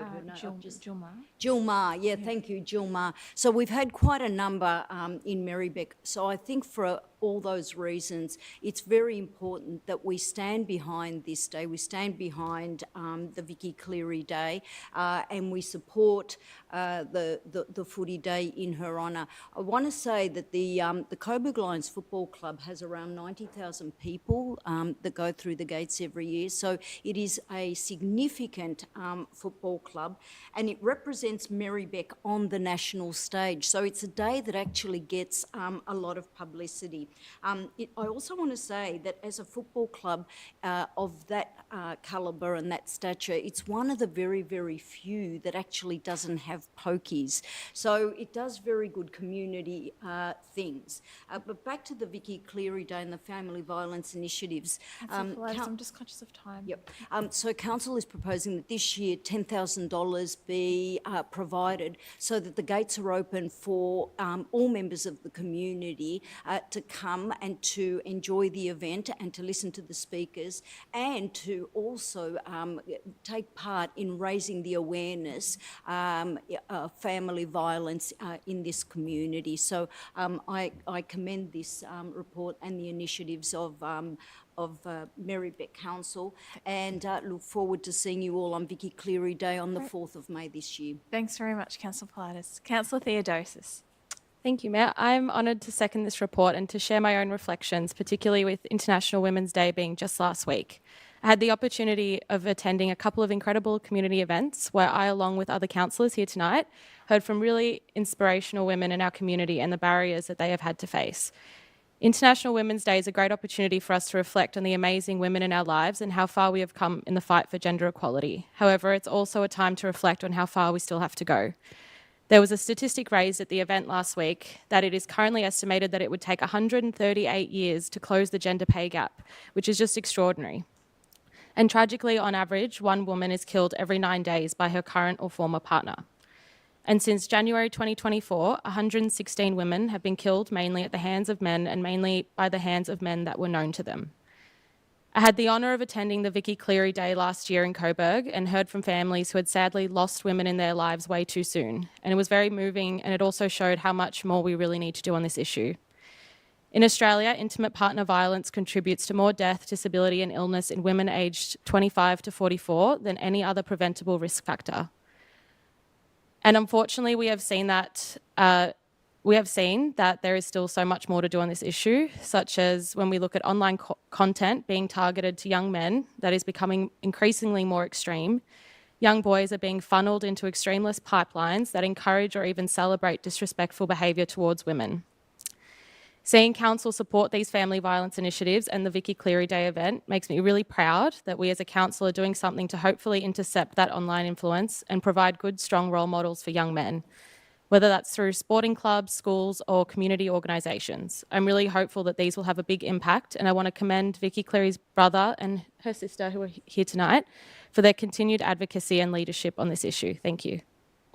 Thank you very much, Councillor Theodosis. Is there any speakers against? No? Okay. Speaking in favour? Yes, please go ahead. I did want to just add a couple of words. I actually think this is really great that this is being opened up as more of a public day. I think it is really important for us to have a day like this in Merri-bek, and it is a tribute to the family, Phil, who I know, but also other family members and supporters, as well as the Coburg Footy Club, for keeping this day. Keeping the memory of Vicky Cleary, but also the campaign against violence against women. And especially, I'm very familiar with many of Phil's statements where he's been really clear in, criticising public figures who say things like, oh, he was a good bloke. This is surprising that he did this when, someone's been killed in the most horrific way by their partner. So I really do commend the family and particularly Phil, and everyone who's been involved with Vicky Cleary Day. So I think the council contribution will help open this up to the public, and I look forward to hearing about the development of this think tank, what it will do, because hopefully it will be able to carry out some sort of actions or come up with ideas for actions which will be really helpful, because this is like an absolute torrent of violence that happens every day in Australia. People who are scared. And even I remember when I went to one of the Vicky Cleary Day events, there was someone who I know who I didn't realise her mother had been murdered by her father. She was only a baby, but despite the fact she was only a baby when her mother was murdered, this affected the whole family and her lives throughout her life, even though she was only a baby when her mother was murdered by her father. So it has really huge ramifications and is one of the things that's one of the causes of death for women that is so preventable. Thanks. Thank you, Councillor Bolton. Councillor Yildiz. Just very quickly, I want to acknowledge the Coburg Football Club for their continued work with the Vicky Cleary Day. This is not the first event; it happens quite regularly. I know, Nick, you've just come on board, but they have been doing it for a long time, and I want to commend the club, but of course the family who consistently engage with the club to make sure that the event's a success. And yeah, I think it's a very small token gesture, and I think this is a really good motion. Thank you, Councillor Yildiz. If there's no further speakers, I'll put that to the vote. All those in favour?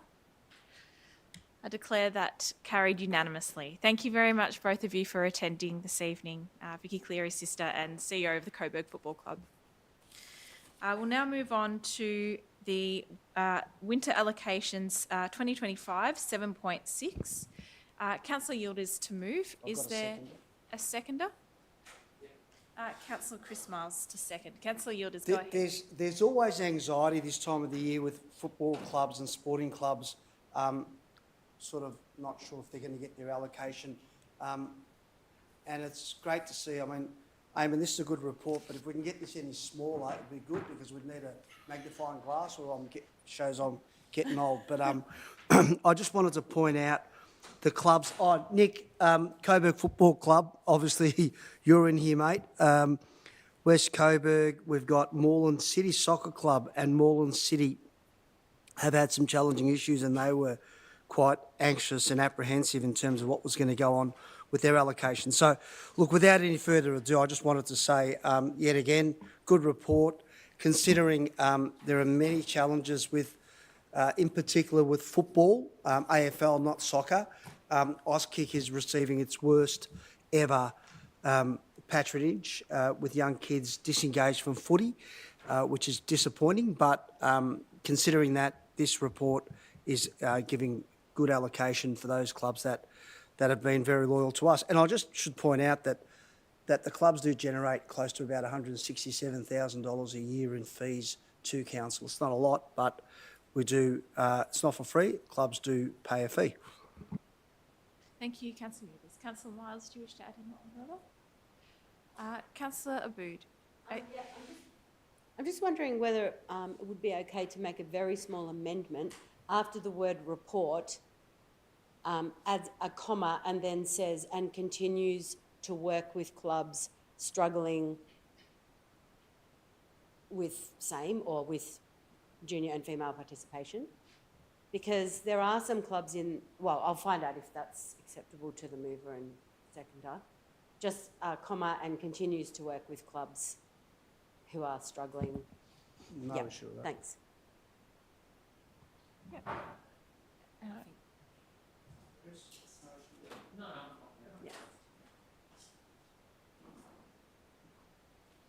Just, and if I can speak to it. Yes. Sorry to the governance team for not circulating any words.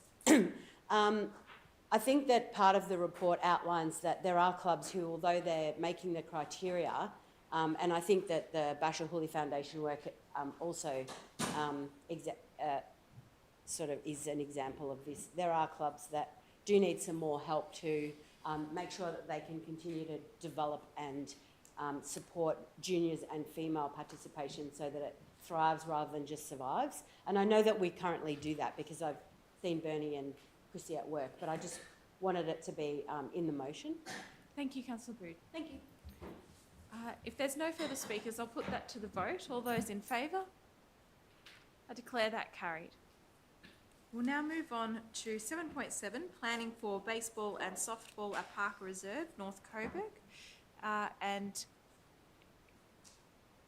Do I have a mover? Yes. Councillor Abood and Councillor Yildiz to second. So there is one small amendment, which I have circulated this time, which is an additional point 4, which is up there, refers the proposal to install mid-range backstop with netting 6 to 9 metres high at the second diamond of Parker Reserve to the 2025 budget. Okay. Councillor Yildiz, you were aware of that, the amendment? Yep. Thank you, Councillor Yildiz. So, as you'll notice, because they're not here, baseball players are a little bit shy. And also, there's only one baseball club in the city, so they're also busy and they're not here. But the baseball players at our local club, at our city's one and only club, in the last season, have brought home 2 flags, just this last weekend, which are now in the newly renovated club rooms, and were involved in another flag because some of the female players who play through the winter go to a neighbouring club to play through the summer, and they won their flag as well. And I'm proud to say that I've played with that team and filled in one of those games, so I'm not taking credit, but gee, they're a good bunch of people. So 2 teams, the 6s and the 5s, both taking out the flag in their respective divisions. 10 years ago, there was no summer program at this club, and these are summer teams that are now winning that competition, which is pretty exciting. I think also it's important to mention, because of the connection to softball, that there's a former rebel currently representing the under-14 boys in the softball championships in New South Wales, which is also pretty exciting. So, you know, something that all of us can be proud of. If you want to meet some of those shy baseball players, there's an opportunity this Saturday for women and girls from 11 a.m. till 12:30 to go and join the Come and Try Day. It's going to be really hot in the afternoon, so the club has sensibly moved the Come and Try event for everybody else to Thursday night from 6 p.m. So you've got 2 opportunities to come and meet some of those shy baseball players. This 7.7, this motion has come about because I submitted a notice of motion that asked that we look at Parker Reserve and create a concept plan to see how the city can support baseball and softball better. We have neighbouring clubs that our players go to, but at the same time, there's a really, really tight-knit community at Parker Reserve at the North Coburg Rebels, and I think that we should nurture what they have up there. The extra 0.4 means that they'll literally be able to play twice as much baseball as they can now. The club has fundraised enough money to buy what's known as a portable mound, so that they can assemble the mound on the second diamond and play extra games. But the net will just mean that there's enough safety that people behind the home plate don't get whacked by balls, and also they won't have to assemble the portable net that goes up now, which is kind of not very significant anyway. But yeah, I'm hoping that everybody here can support baseball in our community. Great. Thank you, Councillor Brood. Councillor Yildiz. Thanks. I've visited Parker Reserve on many occasions, and the guys there are fantastic. I'd really encourage anyone to go down. I had the pleasure of teaching a young boy at St Bernard's by the name of Christopher Lane, and back in 2013, Chris, with his girlfriend Sarah Harper, had come to visit Chris's parents here in Essendon. They then went back to Dunklin, Oklahoma. Chris wanted to just go for a bit of a run. 3 teenagers shot and killed Chris. He wasn't able to be revived. I taught Chris at St Bernard's. He was a lovely boy. Peter and the family are still devastated. It's destroyed that family. He got a scholarship at East Central University. He was there on a baseball scholarship. But I've got a bit of a soft spot for baseball, and the argument that build and they will come.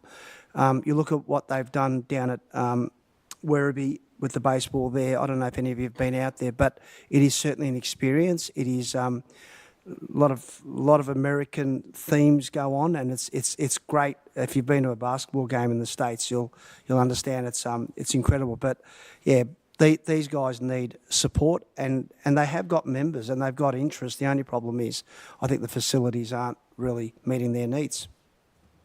Thank you, Councillor Yildiz. If there's no further speakers, I'll put that to the vote. All those in favour? I declare that carried also unanimously. Would that be noted as unanimous, please, Mayor? Yes.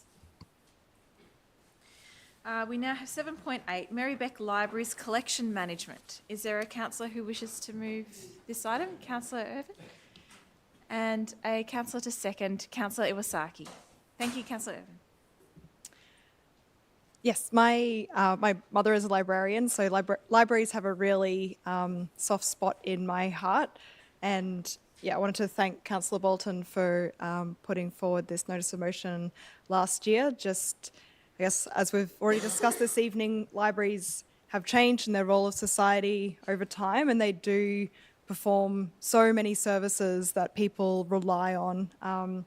It's not just books, it is about accessing internet, accessing, the fairly incomprehensible Centrelink payment application. All of these sorts of services are provided by libraries, and they're a really key part of our society.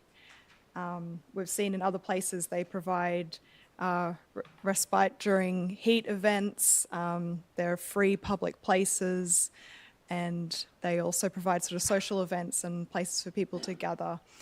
I really appreciated getting this report. I think it's really heartening to see that Council is doing pretty well in investing in our library collection, and I think it's really positive to see the benchmarking against other councils as well.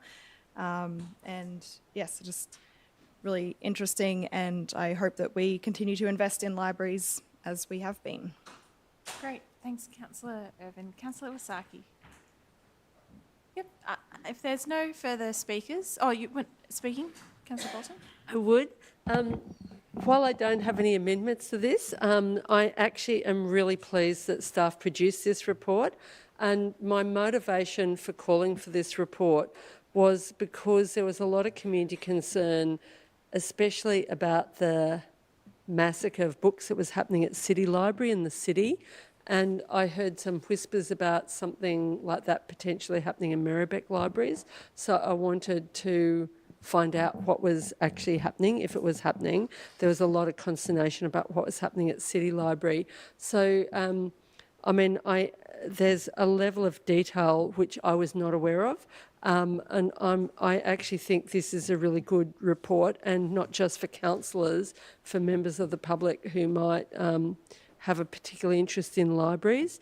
And I think they're probably an underrated and quite possibly understaffed resource, because librarians are doing so much now, and it's, as Councillor Irwin pointed out, it's like librarians are being asked to give advice about how to fill out all sorts of complicated forms, from tax forms to Centrelink to immigration forms, applications for, services from banks, et cetera, as well as advice with using computers, and not to mention books, and also because libraries are the only thing that councils have to offer when it's extreme heat or extreme cold or rain.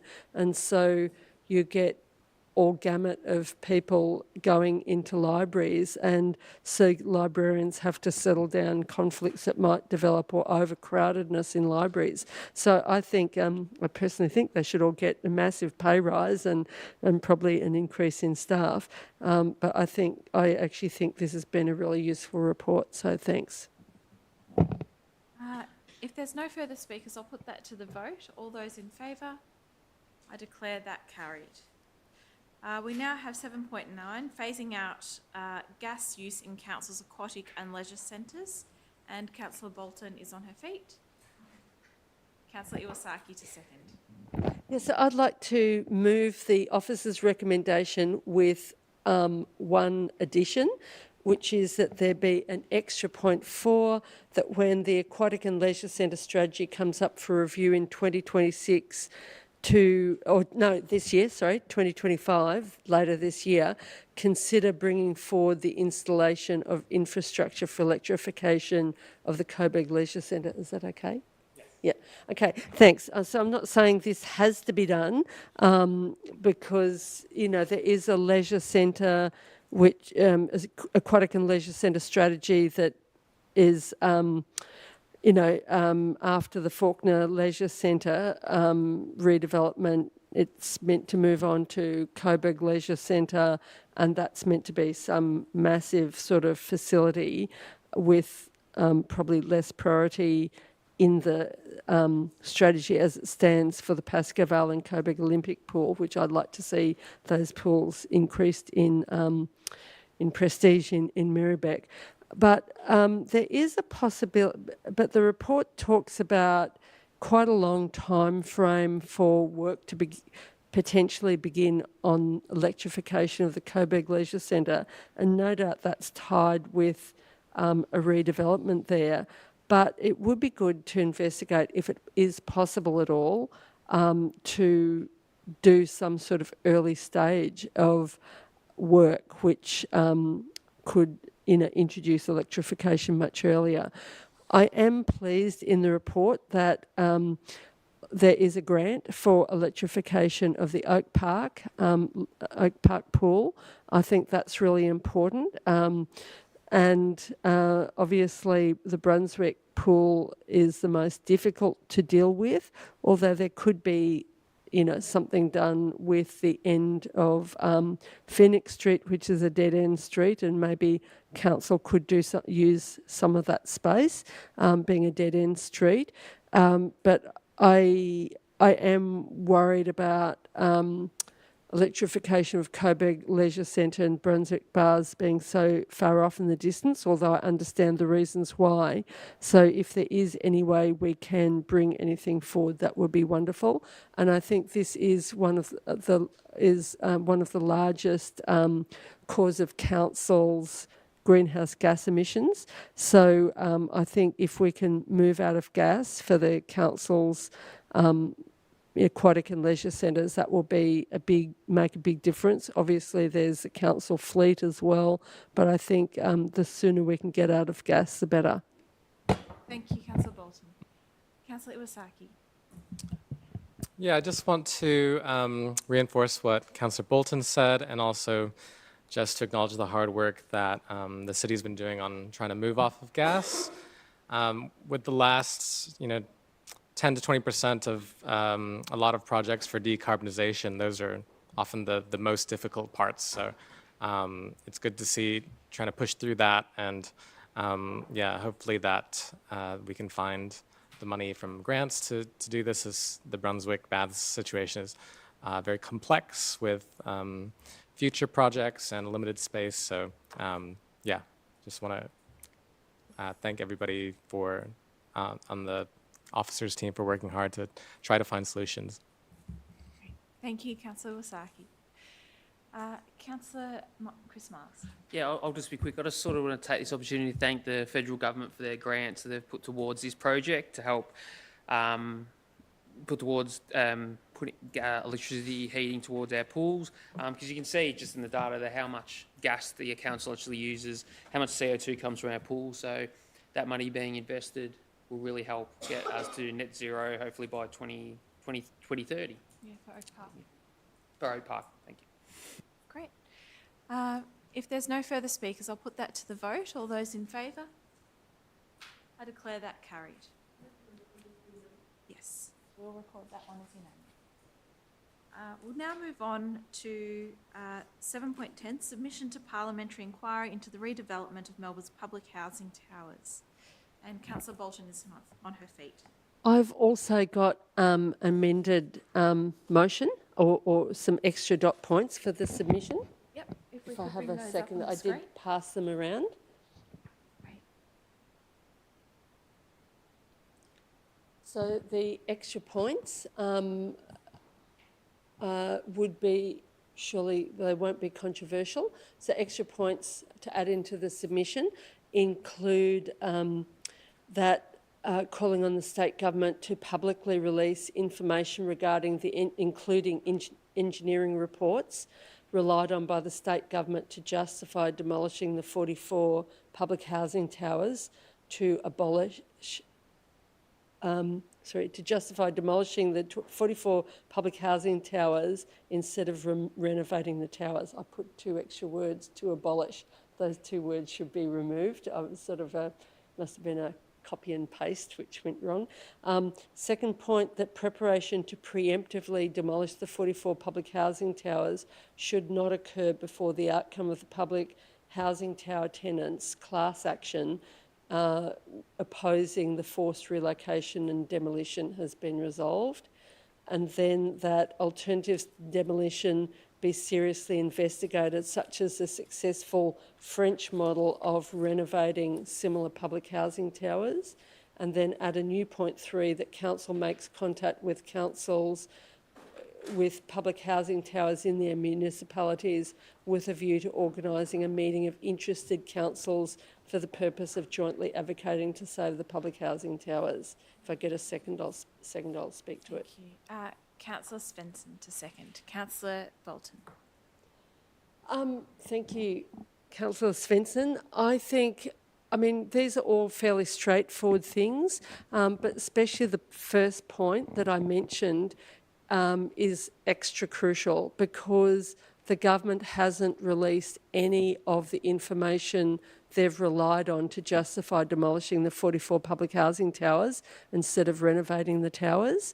And we don't know. Maybe these are structurally sound and they could be renovated instead.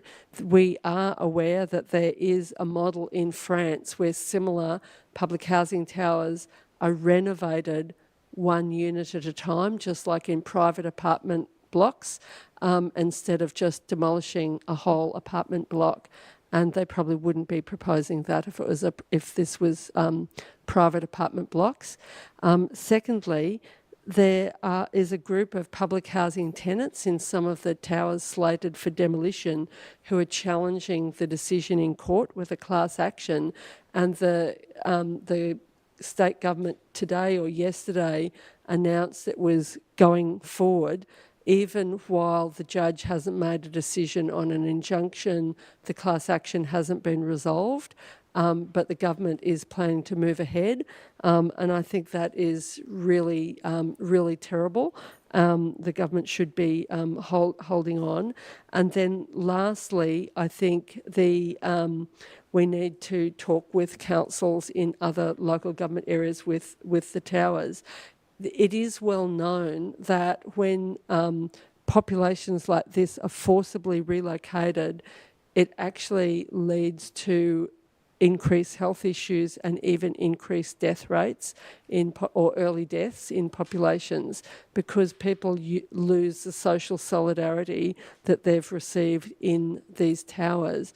And while there might be lots of attempts in the media to try and stigmatise people in the towers, these are real living communities where people assist each other and help each other, help with childcare and all sorts of things. These are real communities, and people shouldn't be forced out.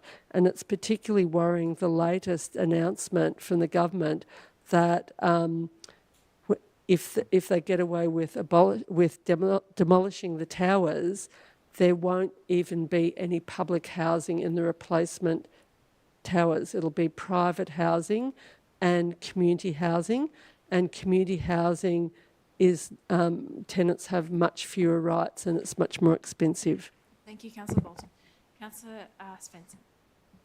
Wholeheartedly agree with all the points that Councillor Bolton has made. I think it's imperative that all councils, but particularly Merri-bek Council, given our strong record on advocating for tenants in public housing and for the build of more public housing, it's important for us to take every opportunity to put pressure on the state government to say that this is not an acceptable plan that's going forward.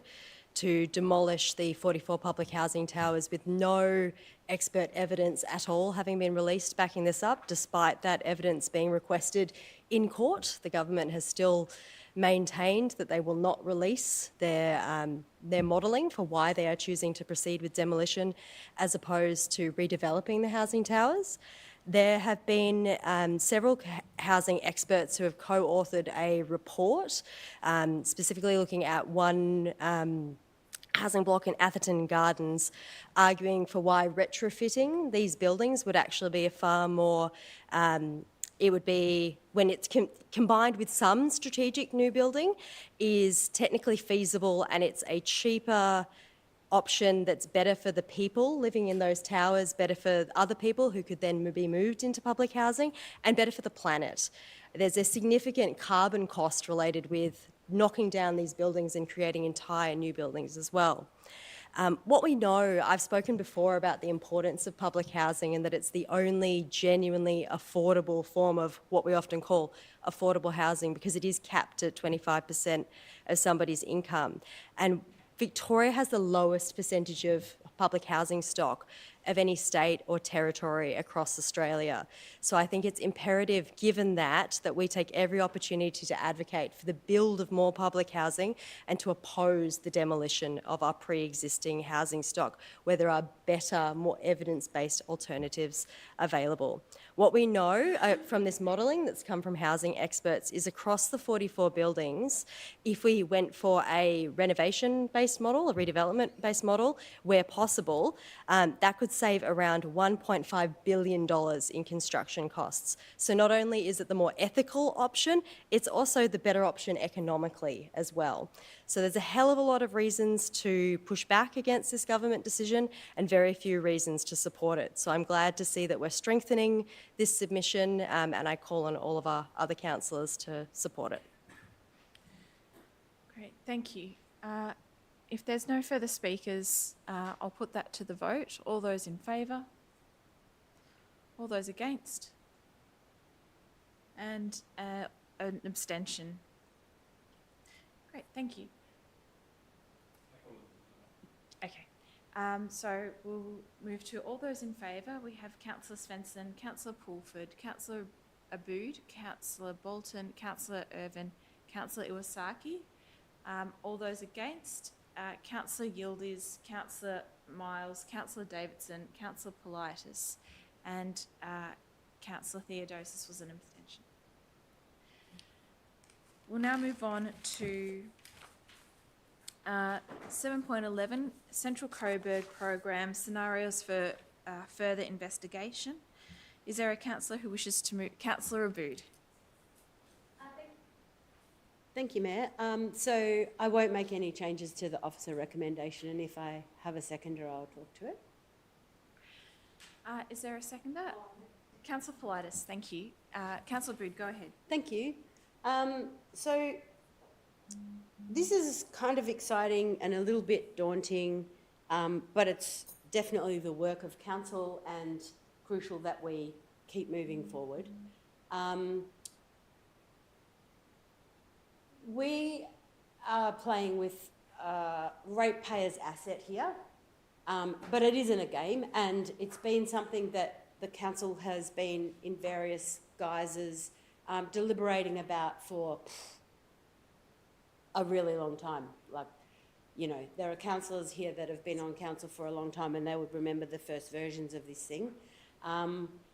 But what we need to do is we need to consider how to manage the asset to get the most out of the asset.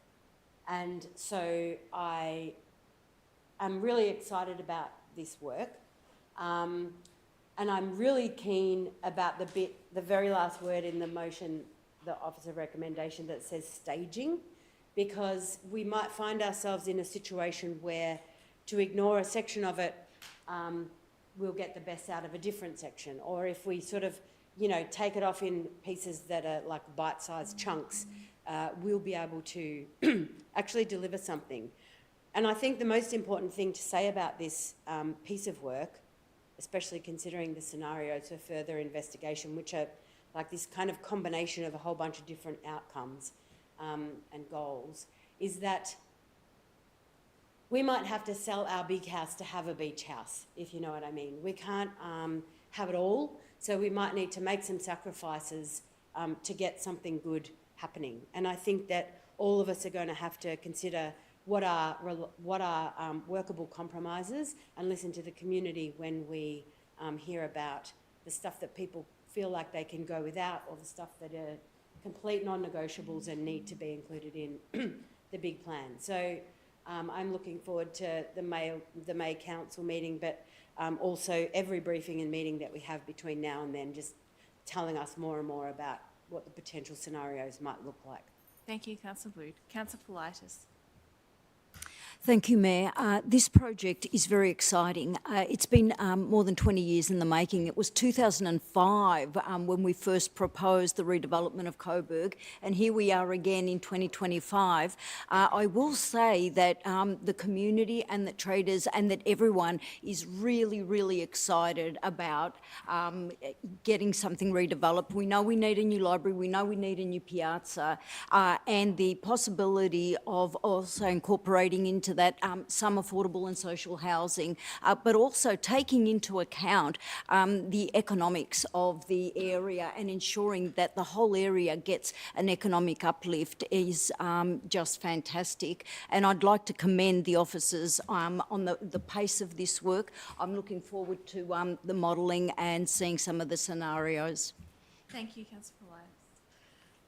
Councillor Yildiz. Just very quickly, back in 2008, we were sitting around in this foyer we had Lorenz Grollo here and Justin Madden, who was the Minister for Planning back then. We were excited. We were dreaming, and our dream did not come true. So we're back here again, and I want to thank Penny, $60 million, 2025 to 2029. We're talking about issues in Coburg, and this place is not a destination. We need to make it a destination. And these projects, Penny, and the people that have come to us and presented to us, I think is high class, it's professional, and I just really hope that we're able to fund these initiatives, because it's definitely needed, and I think it'll give people hope, especially those that have been waiting for quite a while. Thank you, Councillor Yildiz. Councillor Bolton. I'd just like to say that I support the approach of starting with the library and the piazza, because I actually think in the past, when we've discussed Central Coburg revitalisation and various names it's had, it's been looking at the whole precinct, and obviously we're still looking at the whole precinct, but I actually think having a couple of particular things happen, like the library and the piazza, I think will make a difference, and people will start to see things moving. You know, I've got a particular, viewpoint about public ownership of public land and keeping that in public hands, but I think this is a good strategy that's being put forward to start with the library and the piazza, because I think if people start to see something really positive happen, I think that will make a massive difference, and I think it will start to lead in a positive direction with other things as well. Thank you, Councillor Bolton. I'll put that to the vote. All those in favour? I declare that carried. Unanimously, yes. We'll record that as unanimous. Councillor Yildiz? Oh. Right, okay, yep. Next report, we have 7.12, Footpath, Capital Works and Maintenance. Councillor Yildiz, is there a seconder? Is there a seconder? And then we can, Councillor Miles? Yep. I mean, if you think about our capital works budget, and we're talking here about bike paths and footpaths in particular, and you think about doing audits every 4 to 5 years, talking about depreciation over 45 years, our footpaths are in some real massive need of investment. It's really bad, and I'm sure many of you get emails. I get them quite regularly.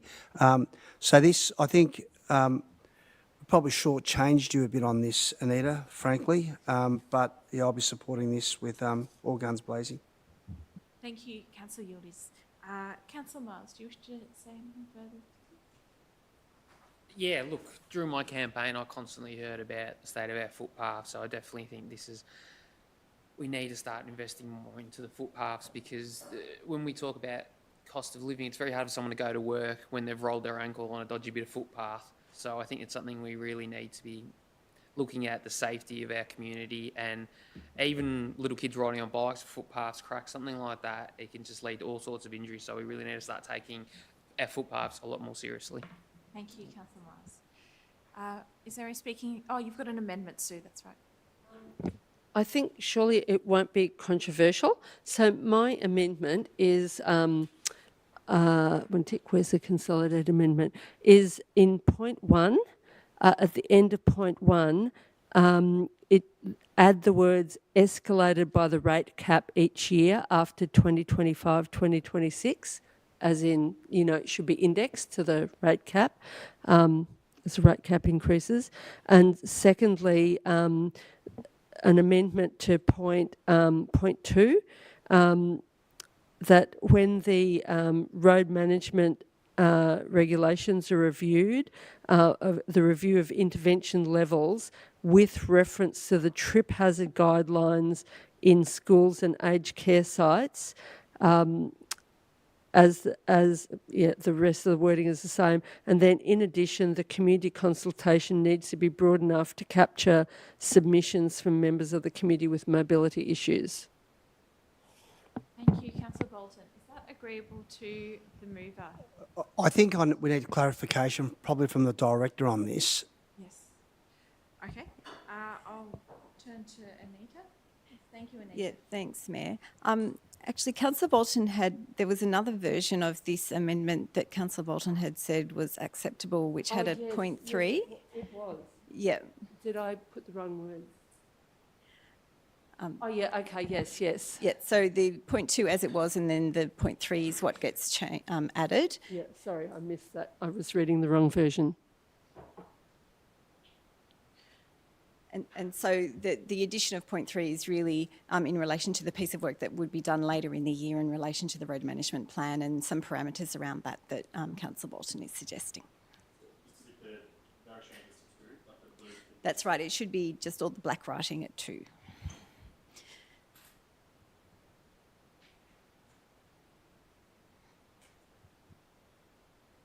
Okay. That's correct, Sue? That's what you want to move? Yeah, that's right. That's right. Yeah, okay. it's been incorporated in 3. Councillor Yildiz, did you need any further clarification on that? I just want to confirm from the director that that is acceptable and that's workable. Yeah, Councillor Yildiz, when we do the road management plan engagement later in the year, those sorts of things will be covered off through that engagement. No issue. Great. So that's and that's agreeable to the seconder? Okay. Can I just speak to explain why I moved that? Yes, please go ahead. So really the issue in the first point with me talking about escalating or increasing really the amount that's allocated to footpaths in the budget each year is it's really the question of sort of indexation, although that's apparently the wording I need to use is a bit different according to the director. So it's really the question of really indexing the budget for footpaths, because otherwise if we just keep a stationary amount allocated to footpaths, we're going to see really the footpath budget be reduced in real time, and we've actually come out of a period where the footpath funding actually was reduced, and so we need to increase that budget. So that was that point. The second point is that in terms of trip hazards, at the moment most local councils and Merri-bek is roughly, I think, about the middle of the range in terms of local councils. So it's got an okay performance. But most local councils don't respond to trip hazards until they're 10 millimetres and above. But in aged care and schools, they intervene typically at 7 millimetres.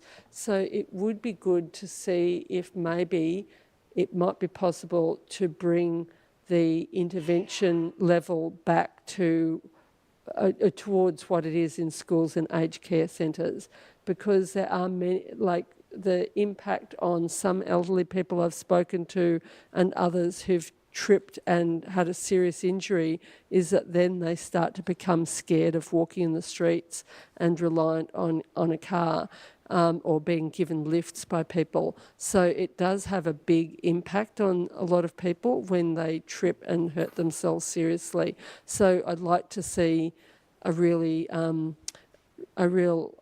increase in focus on this whole issue of footpaths. Thank you, Councillor Bolton. If there's no further speakers, I'll put that to the vote. All those in favour? I declare that carried. We'll now move on to 7.13, Amendment C235, revised public open space contribution rate for the planning scheme, Decision Gateway 1. Is there a councillor who wishes? Councillor Pulford? And is there a seconder? Councillor Irvin. Thank you. Councillor Pulford? Thank you, Mayor. Really excited to speak to this report tonight. It's the starting of our process to get a new open space contribution scheme happening in Merri-bek.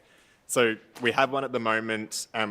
Basically, the state government lets councils charge developers when they subdivide land, i.e. increase density in our city. We get to charge them some money, which we can then put into a fund where we can buy land and create new parks. So it's meant to be a recognition that as developers increase density in our city, we still need open space for our mental health, our physical health, for nature, for social connection, for so many things. And this is a mechanism which we can get some money from developers to be able to buy new land and turn it into parks, or actually invest in upgrading our existing parks. It's been working really well at our council. We created the Park Close to Home back in 2017, so before my time on council, but it's definitely one of the most popular programs in the community and amongst councillors as well, because through that program since 2017, we've created 7 new parks, or there's a couple that haven't been completed yet, but they're on their way. So this is starting the process with the state government to do a new open space contribution scheme, and hopefully as over those years, we're getting even denser, and so we might be able to charge even more, which means we can raise more money to create more parks, which are much needed in our community. This is the first part of that process. It's a long process. There's already been a lot of work put into it by council officers. We updated our open space strategy, I think it was even a couple of years ago now, maybe last year, and that was kind of collecting the evidence base to prove to the state government that we should be able to charge more. So yeah, very happy to see this, really happy to support this work, and thank you, officers, for all of the time and effort you've put into this. Thank you, Councillor Pulford. Councillor Irvin, do you wish to say anything further? No. If there's no further speakers, I'll put that to the vote. All those in favour? I declare that carried. We'll now move on to the review of the Design Excellence Scorecard at 7.14. Is there a Councillor Bolton? I'm happy to amend the officers. Oh, sorry, not amend, move the officers' recommendation. Okay, do we have a seconder? Councillor Iwasaki, thank you. Councillor Bolton? I'll just really briefly, I think this was probably a commendable attempt to try and get good design. This is what the Design Excellence Scorecard was all about. But I always opposed it because it also removed some of the rights of local residents. It allowed for, in order to try and persuade developers to put forward projects with good design, it allowed for notification of residents and residents to be able to do objections, but it didn't allow for decisions to come to council. And the first time this was applied to a medium density development, people felt totally disenfranchised that they weren't able to come to a council planning meeting to put forward their case. So I've always supported, more democracy rather than less democracy. So I'm not unhappy to see the demise of this. I, of course, do support design excellence, but I think you always need that democratic valve to allow people to raise issues that you might not have thought about, might not be aware are issues in a particular local area. But also, we are seeing many issues in terms of state government with planning where things are already, developments are being already taken out of council hands. There's much fast tracking of developments, which is stripping the community of any rights to have a say. But I think I do support the discontinuation of the Design Excellence Scorecard, especially it's been bypassed now. But I also feel that the removal of democratic rights wasn't justified. Thank you, Councillor Bolton. Councillor Wasai. There's no further speakers. I'll put that to the vote. All those in favour? I declare that carried. We now have open council resolution report at 7.15. Is there a mover? Councillor Pulford. And a seconder? Councillor Bolton? This is one of our cyclical reports that comes up every so often. It's a recent new practice at our council, initiated by a councillor on the last term of council. I think it's really useful. It's really helpful to keep track of the notices of motions and reports that we've passed as a council. Appreciate it's a fair bit of work for officers to keep track of it, but I think I've certainly found it really helpful in my work, and I know community members who are tracking certain projects that we're doing also find it really helpful to kind of just to get a quick update of where things are at and when they can expect answers and when they know they need to bother us for answers. So yeah, very happy to support this. Thank you, Councillor Pulford. Councillor Bolton? Great. Are there any further speakers? If not, I'll put that to the vote. All those in favour? I declare that carried. We now have 7.16 Financial Management Report for the period ending the 31st of January. Is there a Councillor Pulford to move? And do we have a seconder? Councillor Irvin, thank you. Councillor Pulford? Yeah, just again, it's one of our regular reports that comes up at council. I think it's important to say that at first read, it might look like we have a huge surplus and we're cashing it in, making bank as a council, I mean. But council puts that money to very hard work in our community. So while we might have a surplus over certain times, we put that money aside for our significant projects reserve, and it's that money that we save over a number of years that allows us to do things like upgrade Fawkner Leisure Centre, which cost us nearly $40 million. And it's a way that we'll continue to put money away to be able to afford our $60 million project of Coburg Piazza and the new Coburg Library. So just like to say that because I think residents can look at that and go, oh, wow, why isn't council spending that money? Don't worry, we are. But encourage you to read this report if you want to see, get an insight to all of the great projects going on in our community. Thank you. Councillor Pulford. Councillor Evan, do you wish to add anything? Thank you. If there's no further speakers, I'll put that to the vote. Oh, Councillor Politis? Thank you, Mayor. I just want to briefly say that Merri-bek Council is one of the most successful inner city councils when it comes to financial management. So I just wanted that noted for the record because they do an incredible job in managing the books. Thank you very much, Councillor Politis.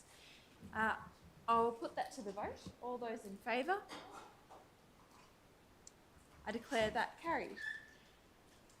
We now have our governance report at 7.17, the March cyclical report. Is there a councillor who wishes to move this report?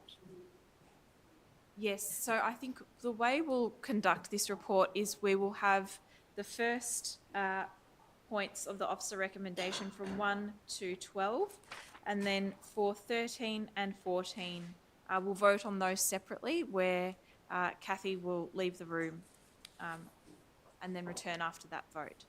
So with that, is there a councillor who wishes to move this report from 1 to 12? Thank you, Councillor Yildiz. And a seconder? Councillor Politis. Councillor Yildiz, do you wish to speak to that? No. Councillor Politis, do you have anything to... any councillors wish to speak to this report? Councillor Abood. I just would encourage people in the community to read these reports, because there's quite a lot of information in these reports, and I know that it's beneficial when the community understands what's going on. This is another one of the cyclical reports. It's even called a cyclical report, but it tells the community what happens every month, the meetings we're going to, the stuff we're talking about, what's happening. So I just would encourage people to read these reports. Thank you. I'll put that to the vote. All those in favour for those points 1 through to 12, I declare that carried. Now, Kathy will state the reasons for the conflict of interest. Thank you, Mayor. So, yeah, I'm declaring a general conflict of interest due to perception in relation to the adoption of the items 13 and 14 of the governance report, which relate to the CEO employment policy and terms of reference for the committee. Thank you. Thank you.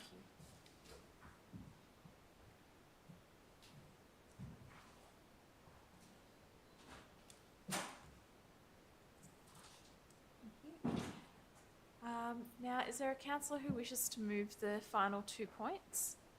Thank you, Councillor Abood, and a seconder. Councillor Irvin. Councillor Abood, do you wish to speak to those points?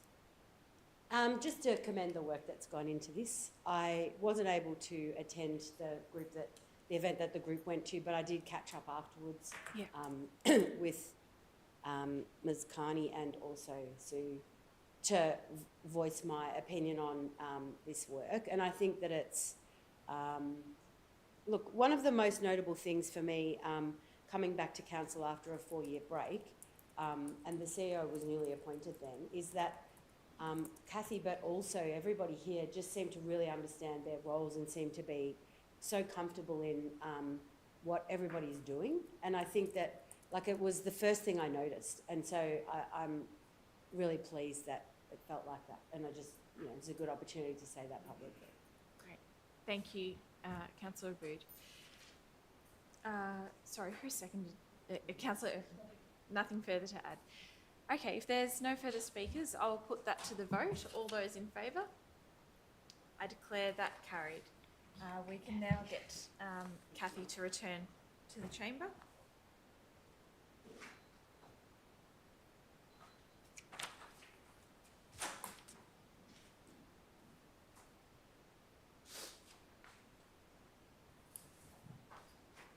Thank you, sir. We'll now move on to 7.18, Elevate Customer and Digital Transformation Program. Is there a councillor? Councillor Abood is on her feet.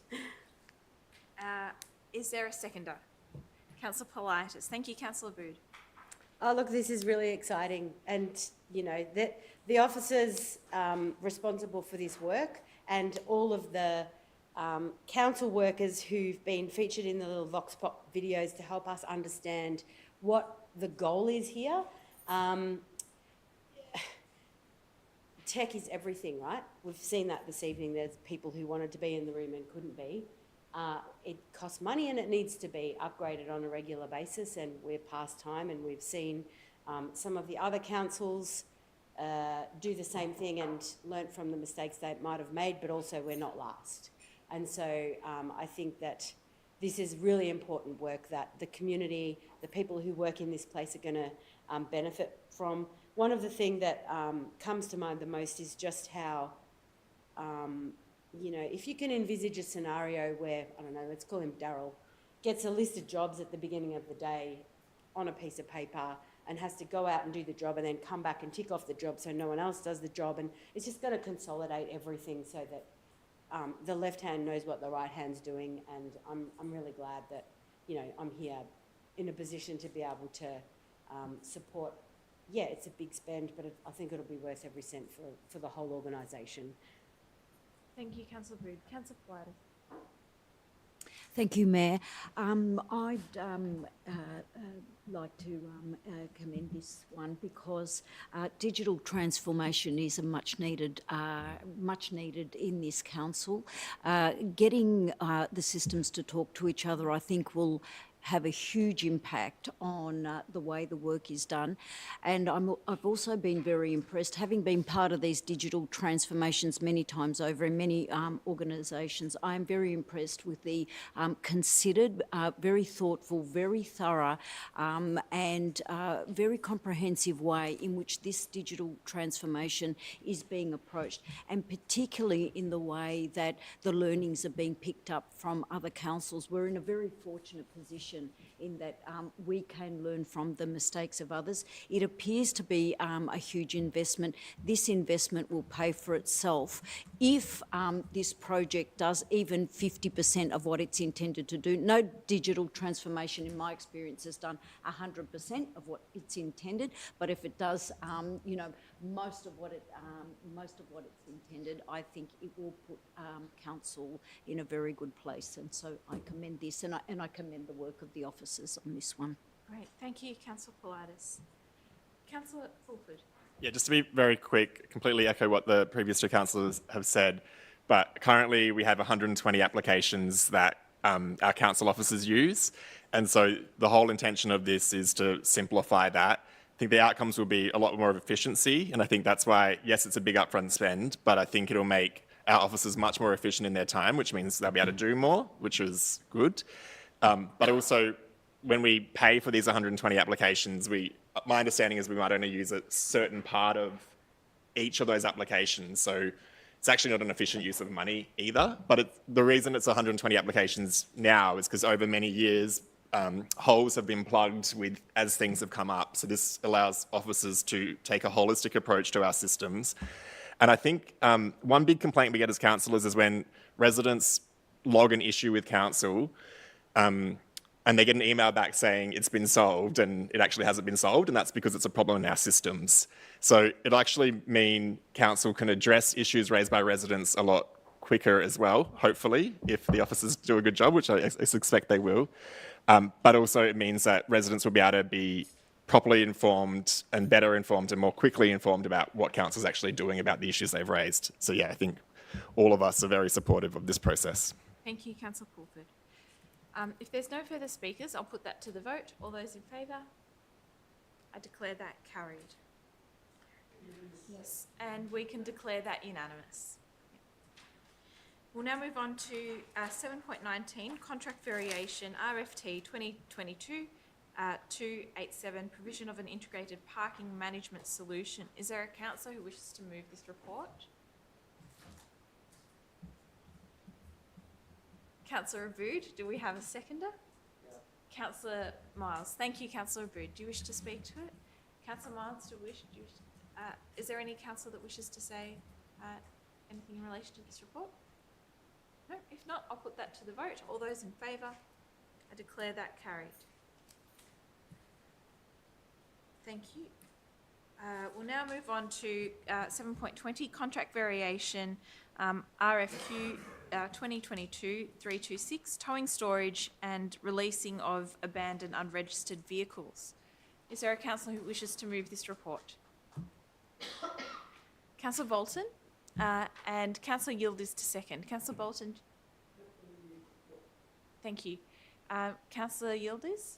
Just to say that this is a good report. We've got a massive issue with the level of abandoned cars. I know we use a charity as well, which is great, but yeah, this is a much needed report. Thank you. If there's no further speakers, I'll put that to the vote. Oh, sorry, Councillor Chris I'll just be Miles. very quick, Sorry. especially up the northern end of the council, the amount of abandoned cars going on. This is really important that we help get them off the road because we just don't have the space for the cars we do have, let alone the abandoned cars. Thank you, Councillor Miles. I'll put that to the vote. All those in favour? I declare that carried. We now have our report 7.21 Contract Award RFT 2025 11 Glass Recycling Processing and Mixed Recycling Processing. Is there a councillor who wishes to move this report? Councillor Irvin and Councillor Bolton to second. Councillor Irvin, do you wish to say anything to this report? Councillor Bolton? Thank you. Councillor Bood. Yeah, I'm only standing to speak to this because I think it's important that we... Sorry, thank you. Glad you're there, John.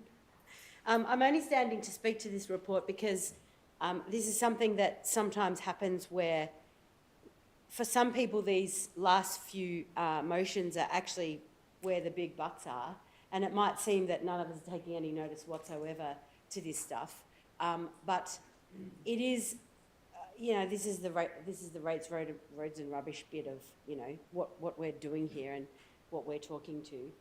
And I just wanted to acknowledge that, we are paying attention, but this is the stuff that probably has less emotion attached to it, but that these are well-considered sums of money. Councillor Pilatus has already spoken to our financial record, so awarding contracts without speaking to them is something that we can do because we do trust the organisation because it has a track record. So, yeah, I just felt like instead of just letting these all breeze through with us all looking like we don't know what's happening, we are paying attention. Yes. And thank you to the officers for doing the work. Thank you, Councillor Abood. If there's no further speakers, I'll put that to the vote. All those in favour? I declare that carried. We now move on to our notices of motion for this evening. And we have the first notice of motion is 8.1 from Councillor Bolton.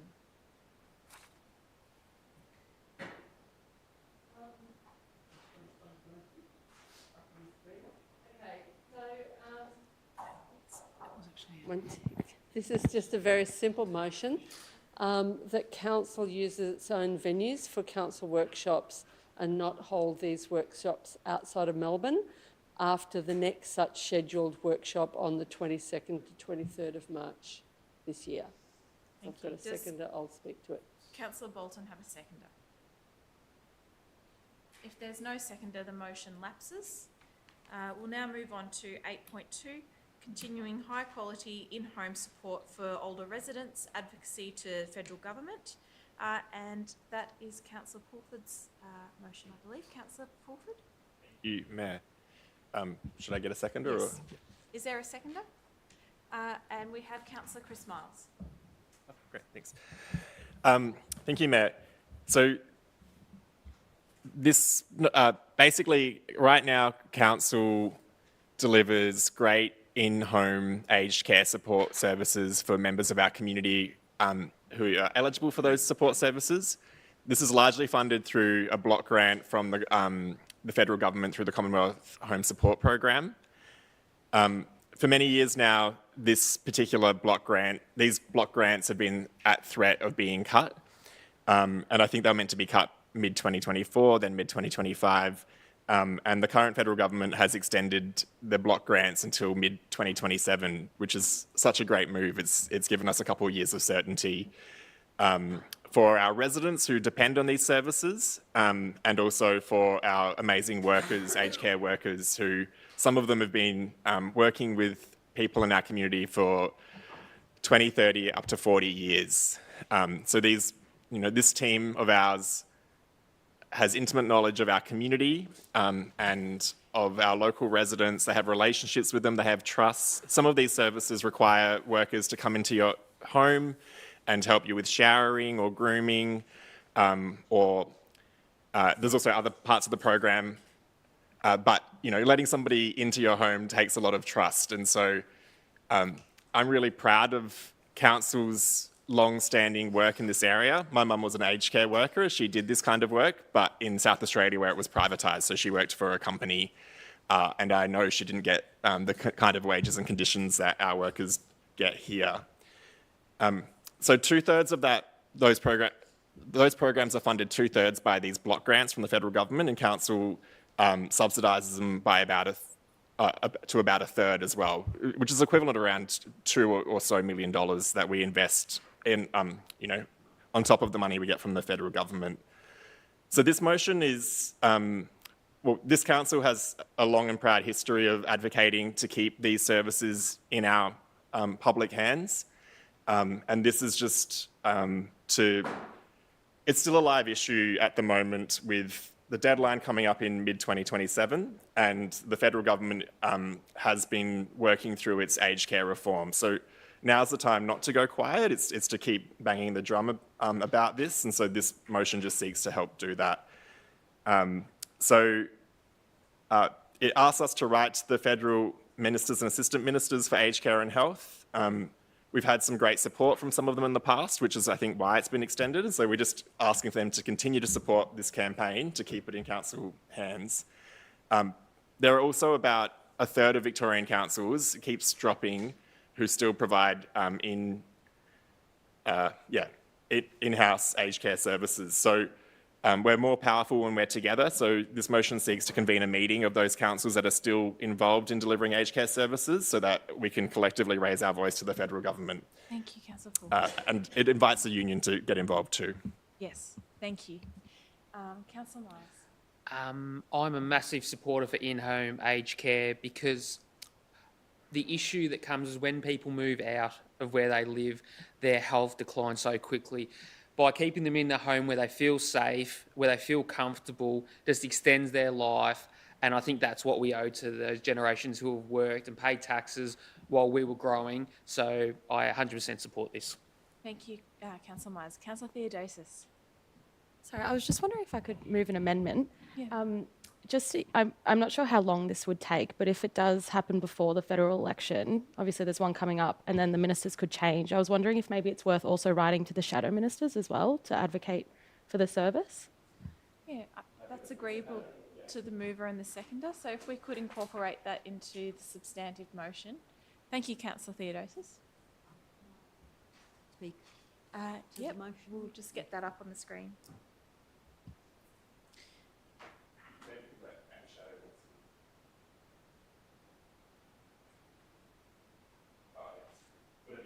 Yeah. Councillor Politis, you wish to speak in favour? Yes, I wish to speak in favour of the motion. My mother was a recipient of these services for a number of years until she got transferred over to the aged care package, and she was reluctant to switch over because she was so happy with the services that were provided to her by the council workers. She actually had a really hard time in letting go. These people came into her home, the aged care workers. They helped her with shopping, they provided her with social support, and they really became a lifeline for her. And most importantly, they actually freed me up to be able to do some work. But it was really important for my mother. I take into account the comments made by Chris Miles. I commend Councillor Pulford for this motion because it is so important that we as a council hang on to these services. We are 30% of councils, one of 30% that still retain these very significant services. And I think the experience of other councils, although I'm not sure how much of that has been borne out in research, but I know some of it has, is that aged care services actually end up becoming more expensive. We know that the workers within those privatised services are not paid as well, and the service delivery is not as good. So for all these reasons, I strongly support this motion. Great. Thank you very much, Councillor Politis. Councillor Bolton. I also would like to speak in support of this, and it's good that this council has moved a succession of motions in terms of maintaining this workforce as a council workforce rather than shafting it off to private enterprise.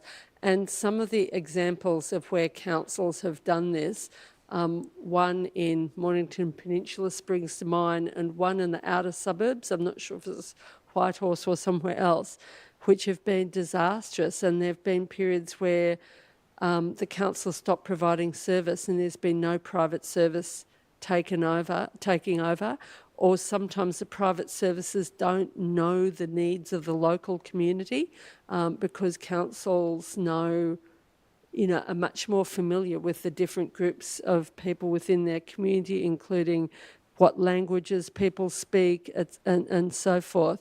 And then in addition to that, the council workforce is predominantly permanent workers as opposed to some of the private companies which rely purely on casual workers. So the person receiving care has to explain to every new person how they need things done, which is really daunting for a lot of people because you do have to have a lot of trust and confidence in the person coming into your home, especially if they're providing very personal care.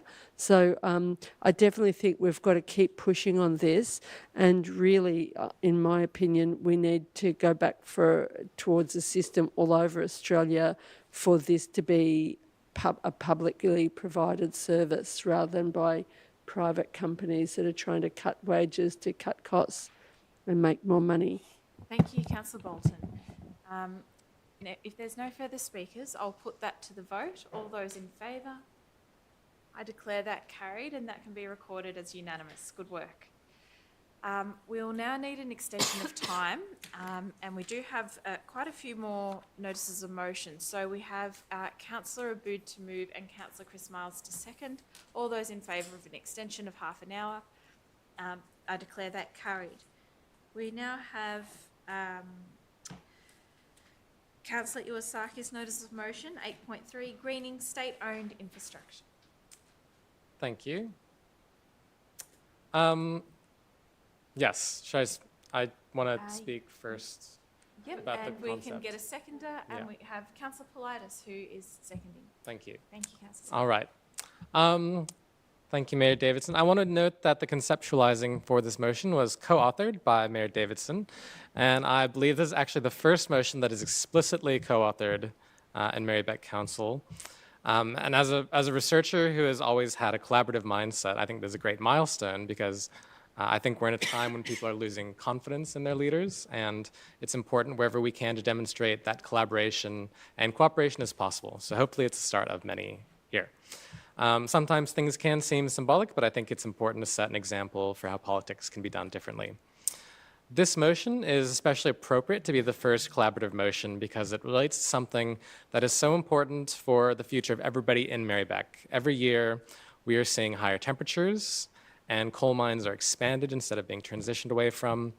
This motion aims to increase green spaces in areas our council does not have jurisdiction over, with the overall goal to increase our tree canopy cover to reduce the urban heat island effect. The effect of this motion may be relatively small, but I think it shows that we want to do everything we possibly can, and we are united in our community in understanding that we need to adapt faster to the global heating that we have created, and this motion is just another step to keep our community healthy and livable into the future. Great. Thank you, Councillor Iwasaki. Councillor Politis. On a day like today, I think we all really felt the heat island effect, and for those of us who were around here in Merri-bek, I think we were wishing for more greenery and more tree canopy. One thing that I do want to say is that research has shown that when people spend more time amongst green spaces, they say that spending an hour in the green space equates to a reduction on the public health bill of $150 for every single hour, and it's very, very strong research. So for all the reasons that are cited here in this motion, I would commend it and very strongly support it. Thank you. Councillor Chris Miles. I'll be very quick. Wherever we can stick a tree, we need to stick a tree. Yeah. Great. Councillor Aboud. I'd like to commend the partnership and the support. Stop knocking on the glass. It's like a fishbowl in here. Oh, no. I'd like to commend the partnership on this piece of work. You know, back in the day, council would be accused of being a green-dominated council, and some of us are not Greens, and we're supporting the greening of this particular motion, talks specifically to greening. And I don't know if this specifically happened, but this is the kind of thing that is, the kind of piece of work that is born when a group of councillors go for a walk in a forest, literally, and then come back down the same track, you know, and that happens when we leave the site. And I think that the collaboration and the IP in this group is really valuable. I think we've all got very specific focus areas that really show me that the fact that, you know, Councillor Iwasaki and Councillor Davidson have sat down and written this together, and then Councillor Miles and Councillor Politis have both spoken to it, and the fact that we'll probably all support it really shows that we're reflecting the community that we represent. And I hope that the state government, especially maybe when there's an election coming, understands how important it is that these little simple things happen, and that more concrete is not the answer and more greening is the answer. So I really love this, and you know, I love that I love it. Thank you very much, Councillor Abood. Councillor Irvin. Just to quickly add, the plan for Victoria has recently been released, and one of the targets within that is to increase tree canopy cover to 30%. And, you know, I think council sort of also has goals similar to that. We really want to increase our tree canopy cover, but obviously there's a limit to what we can do within our own resources. So I think that this request to state government really, you know, is just bringing, I guess, that in line with their own goals, and using those really important state infrastructure to help achieve that. Thank you very much, Councillor. If there's no further speakers, I'll put that to the vote. All those in favour? I declare that carried. Is that unanimous? Yeah, okay. It was unanimous, yes. We'll declare it recorded as unanimous. Thank you. We'll now move on to 8.4, free third spaces for young people, and that's Councillor Svensson's notice of motion. And we have a seconder in Chris Miles. Thank you very much. During the COVID lockdowns, I was working on the front lines with young people who were struggling with their mental health. I really saw the toll that isolation and loneliness took on kids and their families. This isolation hasn't gone away now that the lockdowns have gone away, and families now have the extra pressure of skyrocketing cost of living and housing really getting out of control. More now than ever, young people need safe, affordable spaces where they can go to connect with others, explore their interests, and have fun. These are what we call third spaces.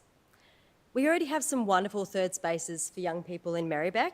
We've got the Oxygen Youth Hub in Coburg, our libraries and our parks, just as some examples. But these spaces aren't accessible for all young people due to things like limited opening hours, being too far away from their homes, or not offering activities that cater for their particular age groups. So there's some young people who get left out. That's why we need to explore opportunities to create more third spaces that meet young people where they're at. We're in the middle of a youth mental health crisis, and the cost of living crisis is making this even worse. Youth spaces like these can be part of the solution. Third spaces improve young people's mental health through providing a safe, supportive environment to connect with others, to build a sense of belonging, explore interests and hobbies, and engage with supports if needed. These spaces also provide a break from the pressures of home and school life. For young people struggling at school or with difficulties at home, they can offer a much-needed sense of stability and belonging. Decades of evidence also shows that creating supportive spaces for young people makes our communities safer through reducing antisocial behaviour and crime. Initiatives like these are how we address the youth crime crisis. By keeping young people occupied with positive opportunities to connect with each other and skilled staff, third spaces help deter antisocial behaviour and reduce the likelihood of young people getting caught up with antisocial groups. These spaces strengthen community ties, they encourage responsible decision-making, and they provide access to resources that support engaging in education and employment.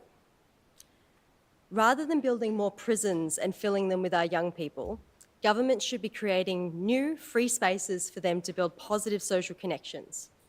This is what creates a safer community.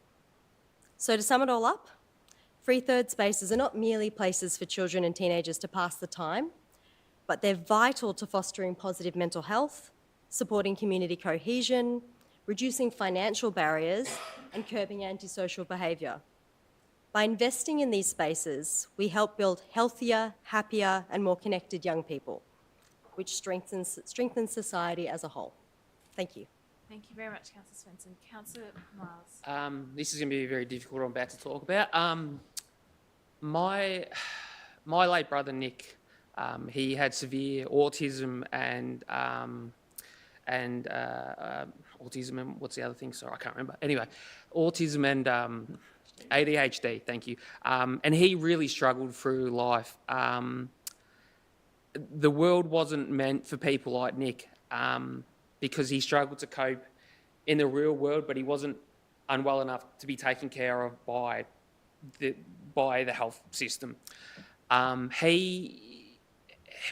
He really struggled through life, and the only time I ever saw Nick happy was when he was with people like him, people who understood him, being in a group where he was accepted.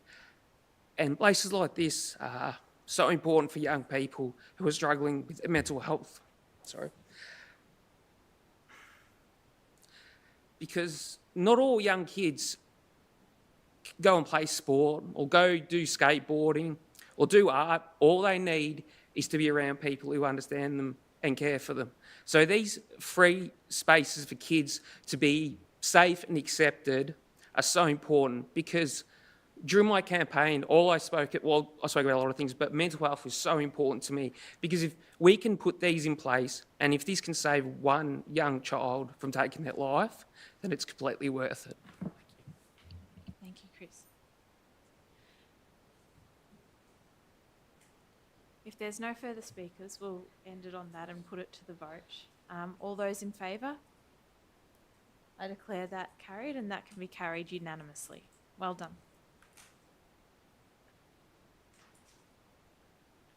I will now move to Councillor Iwasaki's notice of motion 8.5, steps towards Merri-bek pollinator biodiversity corridor. Cool.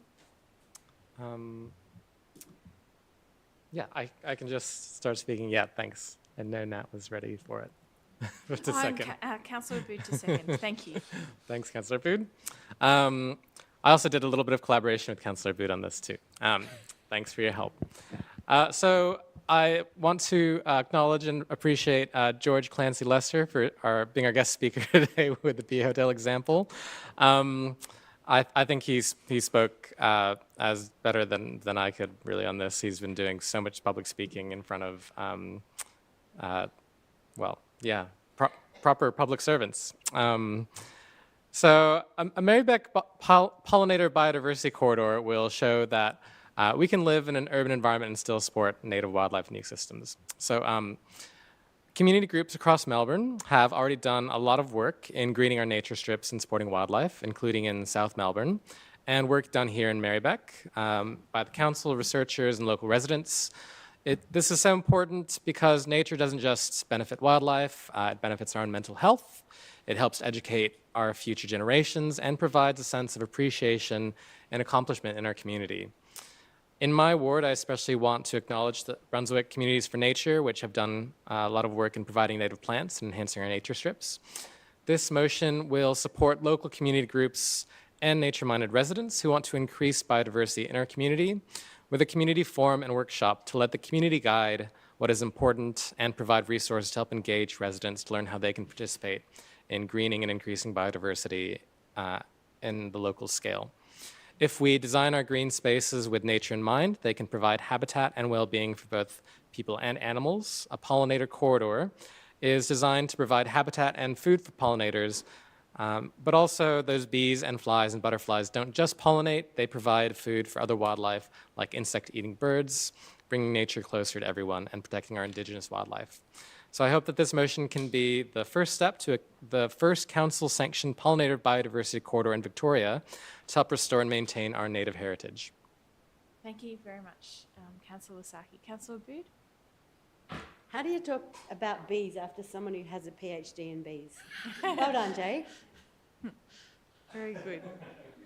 If there's no further speakers, Councillor I'll be quick. Yeah, I just wanted to say I did actually participate in one of Clancy's workshops a couple of weeks ago and made my own bee hotel. And I think that it's really been amazing to see, people actually have hands-on experience doing this and realizing how simple it is to actually contribute to the biodiversity in our cities. And I think that this sort of initiative, like getting the community together, getting them inspired, and really, having those steps towards having a biodiversity corridor will be really exciting to see. So I'm looking forward to this happening. And how many people were there? Oh, there were loads. I mean, it ran sort of all afternoon. I think it took me, I was there for maybe an hour or so, but yeah. Maybe like 100 people. I think it sold out, so yeah. Very good, very good. All right, we'll put that to the vote. All those in favour? I declare that carried, and that can also be recorded as unanimous. We'll now move on to Councillor Bolton's notice of motion, 8.6, adequate notice of contract expiry for major council services. Councillor Bolton, and if there's a seconder, Councillor Miles to second. So the reason I've put forward this motion is because in the term of the last council, there were two contracts where I really felt that, because we only got 4 to 6 weeks before, we had to make a decision 4 to 6 weeks before a major contract expired, that it was sort of like a gun to our head. If we don't pass this extension, then there'll be no rubbish collection south of Bell Street, or else in the other case, if we don't agree to the contract pretty much as is, then our pets won't have anywhere to go if they, end up straying. And in the case of the rubbish collection south of Bell Street, I really personally want to see council consider another model, such as council taking on that service rather than citywide, rather than a private company. Nothing particular against citywide. And in the case of the animal shelter in Whittlesea at that point was wanting to change the model where the rehoming of pets was pushed total 100% onto unfunded, 100% volunteer animal rescue organisations.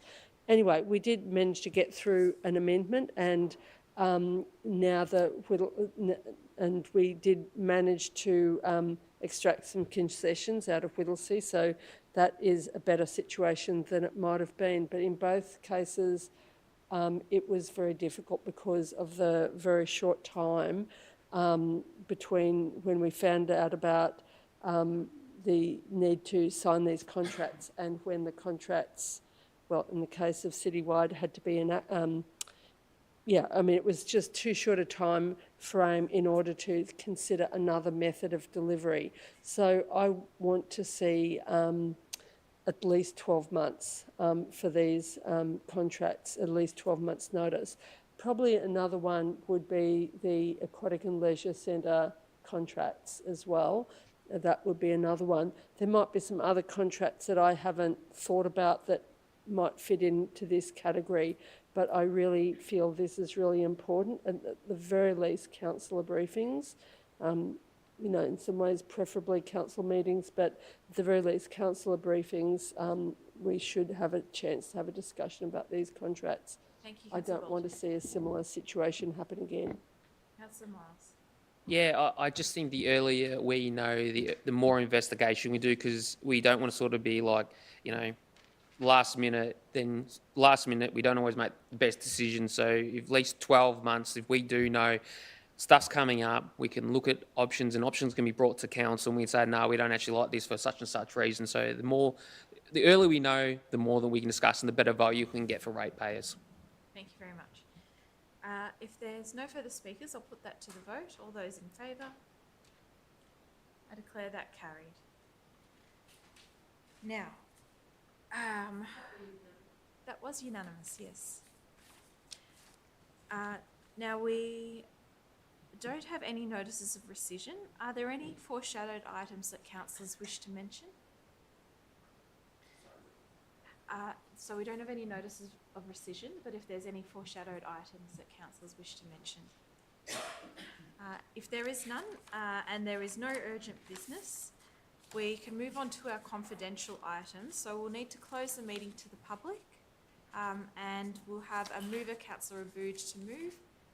Thank you for tonight, the members of the gallery who have attended, and and Councillor Iwasaki to second. All those in favour of closing the meeting to the public, I declare that carried. We'll just wait for the mics to turn off. Yes, yeah.